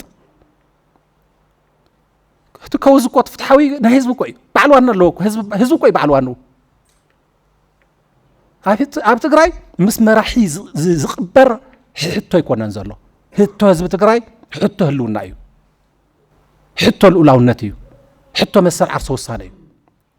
ሕቶ ምንባር እዩ ኔጌቲቭ ፒስ እዩ እዚ ጎዲሉኒ እዚ ተመንጢሎሞ መልሱኒ ናብ ስርዓተ እዩ ዓደይ ተመንጢለ ዓደይ ሃቡኒ ተፈናቂለን ኣብ መረበተይ መልሱኒ ጆኖሳይድ ተፈፂሙ ንሕጊ ኣኽብሩለይ ሃፍተይ ዓኒ ሕውየትን ዳግመ ህንፀትን ሃውኒ ኔጌቲቭ ፒስ እዚ ክቕበረ ይኽእልን ክሰዓረ ይኽእልን ዝመሰሎም ሰባት ኣለዉ መጀመርያ ንባዕሎም ሕልንኦም ተሳዒሮም ከይዶም ናብ ጆኖሳይደራት ዝተሓቆፉ መሲልዎም እዩ ኣይኸውንን እዚ ኮይኑ ይፈልጥ ኣብ ዓለም ኣብ ታሪክ ህዝቢ ትግራይ ታሪክ ኢትዮጵያ ኮይኑ ይፈልጥ ዝኾነ ረሓቐት ኢኻ ትኸድ እምበር ኣይኸውንን ሕዚ እውን ህዝቢ ትግራይ በቃ ንዘመናት መስዋዕትነት ዝኸፈለ ብጣዕሚ ሰላም ዝፀምኦ ልምዓት ዝፀምኦ ዴሞክራሲ ዝፀምኦ ህዝቢ እዩ ብመትከል ብልቢ ኣብ ጎራብቱ ስኒት የድልዮ ኣብ ጎራብቱ ናይ ልምዓትን ናይ ሰላምን ምሕዝነት የድልዮ በቃ ተመሰረታዊ መርኣይ እዚ እዩ ተመሰረታዊ መርኣይ ካብዚ ይብገስ ማለት እዩ ድሓር ካብዚ ምስተበገስካ ግን ሓቢርካ ንምልማዕ ሰላም ንምርካብ እውን ግን መጀመርያ ክትህሉ ኣለካ ህዝቢ ንምጥፋእ ምስ ዝተፈላለዩ ኣካላት ፀሚዶም ጆኖሳይድ ንምፍፃም ዘይሓፈረ መንግስቲ ክትህሉ ከም ህዝቢ ክትህሉ ክትነብር ንዝመፀካ መዓት ክተትርፍ ምስ ጎራብትኻ ሓቢርካ ምምኽኻር ሓቢርካ ምስራሕ ርክብ ምግባር ከም ነውሪ ክቆፅሮ ዓክክ ይብል በምሓርኛ ነውሪ ስለ ዝኾነ ብናይ ባዕሉ ተላእኽቲ ብትግርኛ ንዓና ከደንቁረና ይፍትን ማለት እዩ ምክንያቱ በምሓርኛ ሰምዕ የለን ነዚ ዝሰምዑ የለን ማለት እዩ በምሓርኛ ዘይባህሉ እዮም ሕዚ ብትግርኛ ዝበሃሉ ኣብ ናይ ኢትዮጵያ ሚድያታት በቶም ናይ ካብ ዝኸዱ ናይ ባዕልና ሰባት ነውሪ ከም ዝኾነ نوري كونن كتهل لك ختنبر لك وان اجينست اول بعلو زغطه مساي منم خيتا حسبك منم كيترهبك خمزي كوني لهم توهيلو بزح ነገር يحسب ኢትዮጵያ ማለት وزخونه ተጥፍ زخونه ነገር ክትገብር زخونه ነገር حاسبك فارزر كالي ነገር እዩ ክትህሉ ቆዩ ክትነብር لولاونتنا تمتيلنا ህዝብና ተፈናቂሉ መስራዕ ወሳነና ተخلقيلنا ሓደጋት አንጠልጥሉና በጀት ሓጺና كنا من حقنا ودابتنا نافرسو جونسايد تفصيمنا فتحسينا و زغرم ነገር ቆዩ كن خيتبل كيت زارب كيت مخاخر يلو بتغرኛ ዝዛረብ ይመጸካ ማለት እዚ ነውሪ ይውሉን ዓለም ነውሪ ነይሩ ወይ ይፈልጥ ነውሪ ተዝኸውን ዝኹላን አልያንስ ሰብ ዓለም ዘረአናዮ ነውሪ ምኾነ ሕዝብ ዓለም ዘሎ አልያንስስ ነውሪ ምኾነ አግሪመንትስ ዘለዎ ككن رجع زخون عدتات بين خام مباري يكالن بين خام مسرح يكالن يلوم زفتروا اللاينسس نورو مخونه يترف كتهلو مالتي سوفار كم حزب مس حزبي ركباتنا مس غرابتنا مسم حرخن مخاخر كنبر لنا صقما حلفه كنفتح لنا مس السودان كمو مس إيرترا كمو مس عفار كمو بيون دول مس أورومو تنركب تساكرنا خن مخاخر لنا حزب تግራይን حزب ኦሮሞ عدخلوا مثل عرسو سانو خوسن كم ኦሮሞ حزب ኦሮሞ ኮይኑ ክخبر بمننته ክቆርዕ ሰብአውን ዲሞክራሲያውን መሰላቱ ክخبرሉ حزب ትግራይ መስዋዕትነት ከፊሉ ከበቅዕ በደቁ ካብ حزب ኦሮሞ ዝወፁ ሰባት حزب ትግራይ ንምጥፋእ ይሰርሑለው እዚ ክሓፍር እዚ ማል ከመይ ገርካ ይሕፈር እዚ ኮ በቃ ትክክል ኮይኒ ባይታ ኮይኒ ስለዚ እቲ ርክብ ምስ ህዝቢ ምስ ህዝቢ ኣተኣሳሲርኩም ዘልዓልኩምዎ ብጣዕሚ መሰረታዊ ነገር እዩ ከዓሙቕ ክንሰርሕሉ ተሳጋሪ ክንገብሮ ካብ ጊዜያዊ ፀቢ መርኣይ ተሳጊሩ ዘላቂ ሰላም ዘላቂ ልምዓት ኢንተግሬትድ ኢኮኖሚ ዘምፅእ ኢንተግሬትድ ዝኾነ ፒስ ሰላም ዘምፅእ ህዝቢ ናይ ዞባ ራህዋ ክረክብ ከም ታሪኹ ከም ጥንቱ ኣብታ ባኽ ስቀል زغبر سرحت يدلنا كم حزبي اوان غيزاو ممحدار زنبرو حقታት ዝምልከት ዘልዓልክዮም በቃ ንህዝብ ትግራይ ዘይጠቅም ዘበለ ሁሉ ይስዓር ንስዕሮ ተስዓይሮም ኣለዎ በዛዋጅ ንቅድሚ ነፂርና ክነውጾም ዝግበአና ይስዓሩ غيزاو ممحدار ንባዕለይ ኣድሕር ሕዘይ ኣይኸውነን ዓርሱ ኮይኑ ከገልግለ ይኽእልን ኢልና ዘውፃናዮ ዘልዓልናዮ ናቱ ትራፍ ነገራት ክልወና ይኽእልን ጊዜያዊ መምሕዳር ኮይኑን ህዝብ ዝጠቅም ዝተወሰኑ ጉዳያት ክሳገሩውን ዝኽእሉ ጉዳያት ሃልዮም ይሳገሩ ፀገም የለን ንህዝብ ስካዕ ዝጠቕሙ ንህዝብ ትግራይ ዘይጠቕሙ ንህዝብ ትግራይና ሓደጋ ዘውድቑ ኮይኖም ግን በቃ ደይዋን የለውን በቃ ኣየገልግሉን ማለት እዩ ውሳነ ይኹን መምርሒ ይኹን ደንቢ ይኹን ዝኾነ ነገር ንህዝብ ትግራይ ክሳዕ ዝጠቐመ ኢና ሒዝናዮ እንኸይድ ማለት እዩ ናይ ስርዓት ናይ ፌደራል ናይ ክልል ምትእሳር ናይ ኣብያተ ፍርዲ በቃ ናፍቱ ክልላው ነገር እዩ ዝኣቱ ዘሎ ካብ ናይ መንግስቲ ዝምልከት ናይ ፌደራል ናይ ክልል ንኹሉ እዩ ክምልከት ዘለዎ ምንም ዘረባ ይውሉን ትግራይ ሲ ኣብ ትግራይ ንዘሎ ኩሉ ነገር ዝሕግዚ ይሰርሕ ይፍጸም ማለት እዩ ይፍጸም እዩ ንኹሉ ብሄራዊ ጉቡእ ዝምልከት ሰናይ ፍቃድን ካልእን ጉቡእ ኣለካን ታእዩ ክላሪቲ ዘይብሉ ሕዚ ኣብ ሓደ ሕጊ ኩሉ ግዜ መትከልን ኤክሰፕሽንን ዝበሃሉ ኣለዉ principle and exceptions ዝበሃሉ ኣለዉ ሕጊ principle ትመትከል እቲ ውድብ ዝፈልጦ እቲ ህዝቢ ዝፈልጦ እቲ መንግስቲ ዝፈልጦ ህዝቢ ትግራይ ዝፈልጦ ከም ዝበለ ፀገም ተገጢሙካ ብሰናይ ፍቃድካ ትምክት ብሰናይ ፍቃድካ ተጋዲልካ ትምክት ዓድኻ ተድሕን እዚኣ በቃ ዝፀንሐት እያ ንኹሉ በብምዕራፉ ዘጋደለት ህዝቢ ትግራይ በብመዋእሉ ከዓ ዓወት ዘጎናፀፈት እያ ሕዚ በለፅ ይበዝሕ ኸይህሊ ዝብል ስክፋታት ህዝብ ኣሎ ምክንያቱ ዝሓለፍናላ ግዜ እውን ኣላ ፀገማት ኣለዋ ሕዚ እውን ኣላ ሕዚ እሞ ከመይ ዳ ኢና ፍትሓውነት ክንረጋግፅ ባይዘወይ በብእዋኑ ፍትሓውነት ዘረጋግፁ ውሳነታት እውን ነይሮም እንዲኦም ሕዚ ሕጊ ኮይኑ ኣሎ ፍትሓውነት ከመይ ይረጋገፅ ኣብ ሓንቲ ገዛ ኣብኣ ስውእ ኣሎ ቁስል ኣሎ ባዕሉ ተጋዲሉ ደቂ ጋዲሉ ዝመሳሰሉ ነገራት ኣላ ኣብታ ፀጋዓ ከዓ ከም ዝበለ ነገር ዘይተንከፎ ክህሊ ይኽእል ኣብ ትግራይ እኳ ዳርጋ ሬር እንድዩ ከምኡ ግን ክህሉ ይኽእል ኣብ መንጎ ምግዳላት ኮይንካ እውን ሓደ ገዛ ብዙሕ መስዋዕትን መቕሰልትን ኣብ ዝሓለፉ ምዕራፋት ማለት እዩ ቃልሲ ተሓደ ከዓ ብዙሕ ዘይተነኽአ የሊ እታ ትግራይ تموتشس تصقمس ناي كلها نايا مو خمي غيرنا ناينا فتحونت كنرغاغص اوزي اب عالم زلو مسرحيو اب تግራይ ዝወቀለ ሃንደበ ዝወረደ ኣይኮነን ትግራይ ኣብ ዓለም ዘሎ እዚ ናሽናል ሰርቪስ እኮ ገለንገለን ከማና ውሑድ ህዝብ ዘለውን ኣብ ብጣዕሚ ኤክስቴንሻል ትረስ ዘለውን ገለገለን ውሑድ ህዝብ ሃልይወን ግን ዝራ ኤክስቴንሻል ትረስ ዘይብለን ገለገለን ህዝበን ብዘይገድስ በዚ ህዝበን ወሓደ ህዝበን ግዛዕምዛዕ ብዘይገድስ ግን ኩሉ ግዜ ከም ሓደ ብሄራዊ ሰርቪስ ገይረና ቀሚጠን ናሽናል ሰርቪስ ዝበሃል ቀሚጠን እየን ዝሰርሓ ሕዚ ንሕና ከም ፖሊሲ ናብ ናሽናል ሰርቪስ ኣይኮንና ሰጊርና ዘለና ግን ዓድኻ ክተድሕንሲ ብብሄራዊ ግቡእ ብሕጊ ምግድንጋግሲ ኣብ ትግራይ ጥራሕ ኣይኮነን ኣነ እኮ ሕዚ ውፅእ እንደንብል ውፅእ ኢልናስ ያው ሎሚ ላይብረሪ የድልየካ ግዛዕሮ ነዊሕ ርቀት የድልየካ እንድዩ ኣብ ዓለም ሰብ ክንደይ ሃገራት ናሽናል ሰርቪስ ኣሎ ሲምፕሊ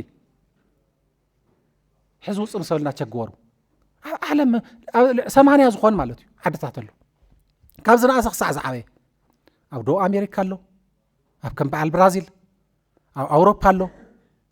ኣብ ኤዥያ ኣሎ ቻይና ዋሕደ ህዝቢ ደለዎ እዩ ናሽናል ሰርቪስ እኮ ኣሎ ሕጊ ኣሎ ሕጊ ማለት እዩ ግን ኣብ ተግባር ግን በቃ ናብ ሰራዊት ዝኣቲ ብሄራዊ ግቡእ ዝፍፅም ኣብኡ ተይወፅሑ ሰብ ስለ ዝመፅእ ክኽልክልዎ እምበር ከገድድዎ እዩ ኣብ ሕጊ ግን ኣቕሚጦሞ እዮም ኣብ ኣፍሪካ ኣሎ መዓት ዓድታት ማለት ከም ታይድዩ ዝኸውን ዝኾነ ሰብ ተልዒሉ ሶሻል ሚዲያ ይቆፃፀር እሞ ነውሪ ዝተገበረ ኣብ ትግራይ መስሉ እዩ ዝነገረካ ኩሉ ደንቆሮ ይመስሎ በቃ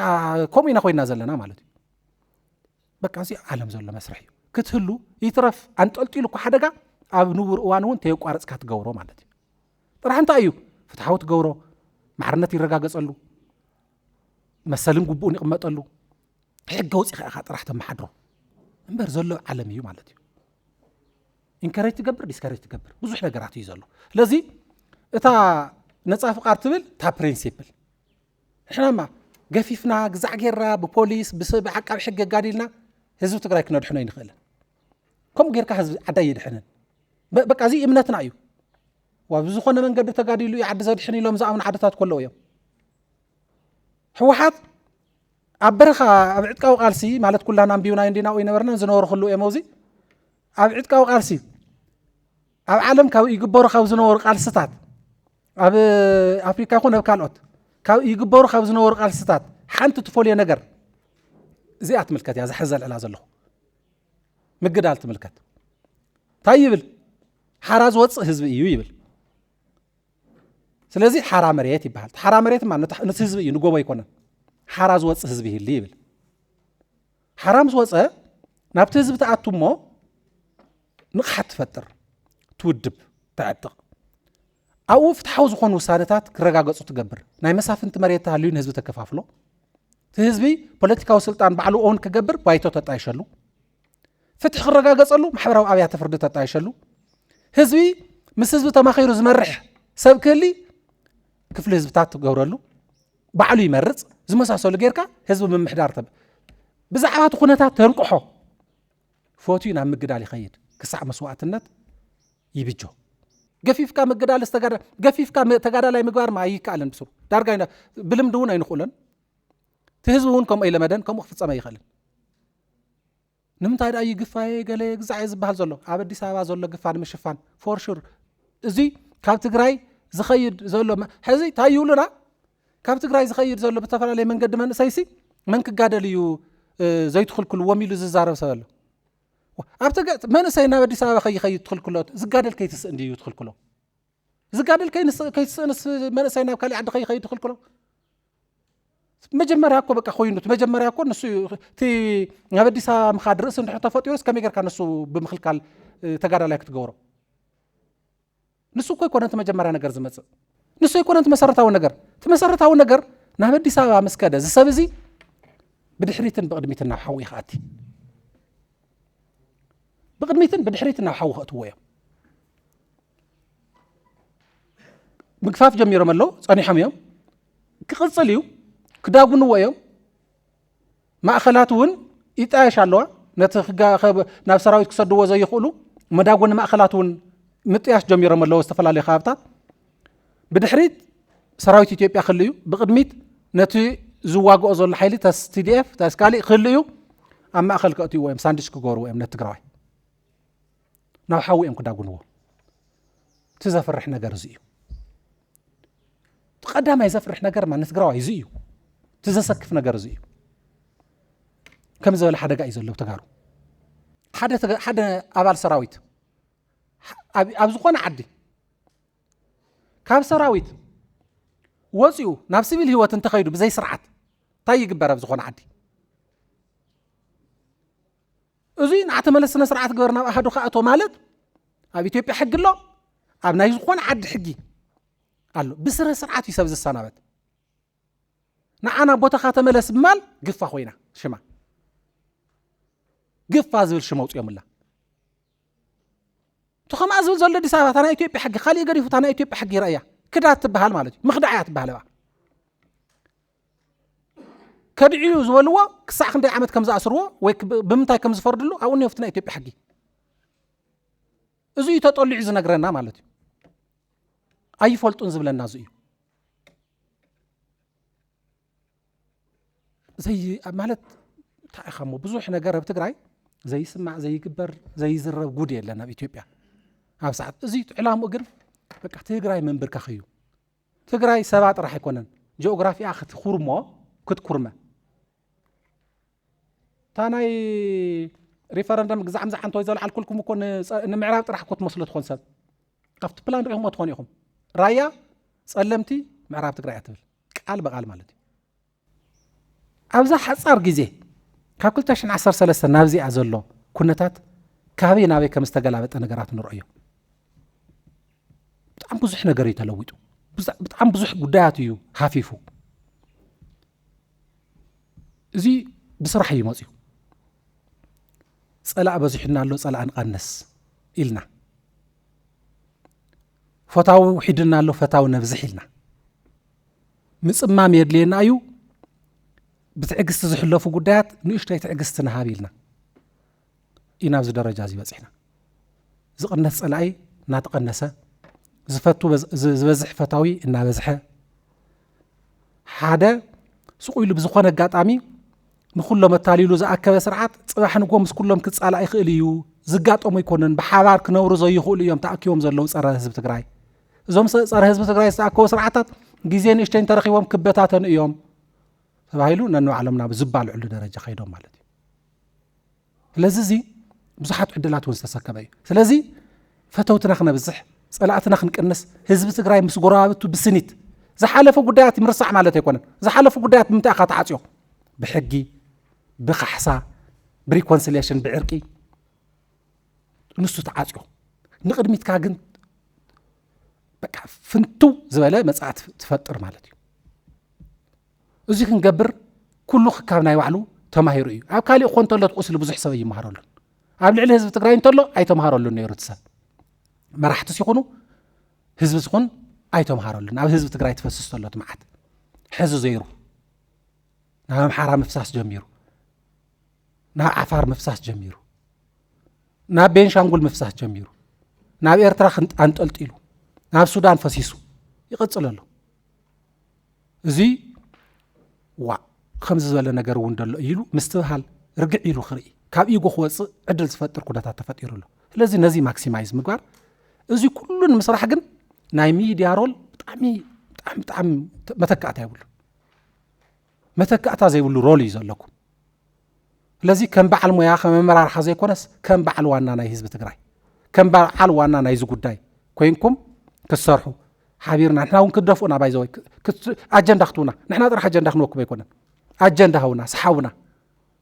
ከምዚ ክንራኸብ ዕድል ክንረክብ ብዙ ኩላን ምርዳእ ካበይ ክነምፅኦ ነርና ከምዚ ዝበሉ ዕድላት ይፈጠሩ ንሕና እውን ኣጀንዳ ክንወኩም ንስኹም ኣጀንዳ ሃውና ናይ ሓባር ኣጀንዳና ህዝቢ ትግራይ ምድሓን እዩ ናይ ሓባር ኣጀንዳና ባዕልና ምድሓን ዓድና ምድሓን እዩ ከምዚ ሓቢርና ከዓ ብርግፀይነት ክንሰግሮ ኢና ዝኹነታት ዝብል ሓሳብ ኣለኒ ይቕንየለይ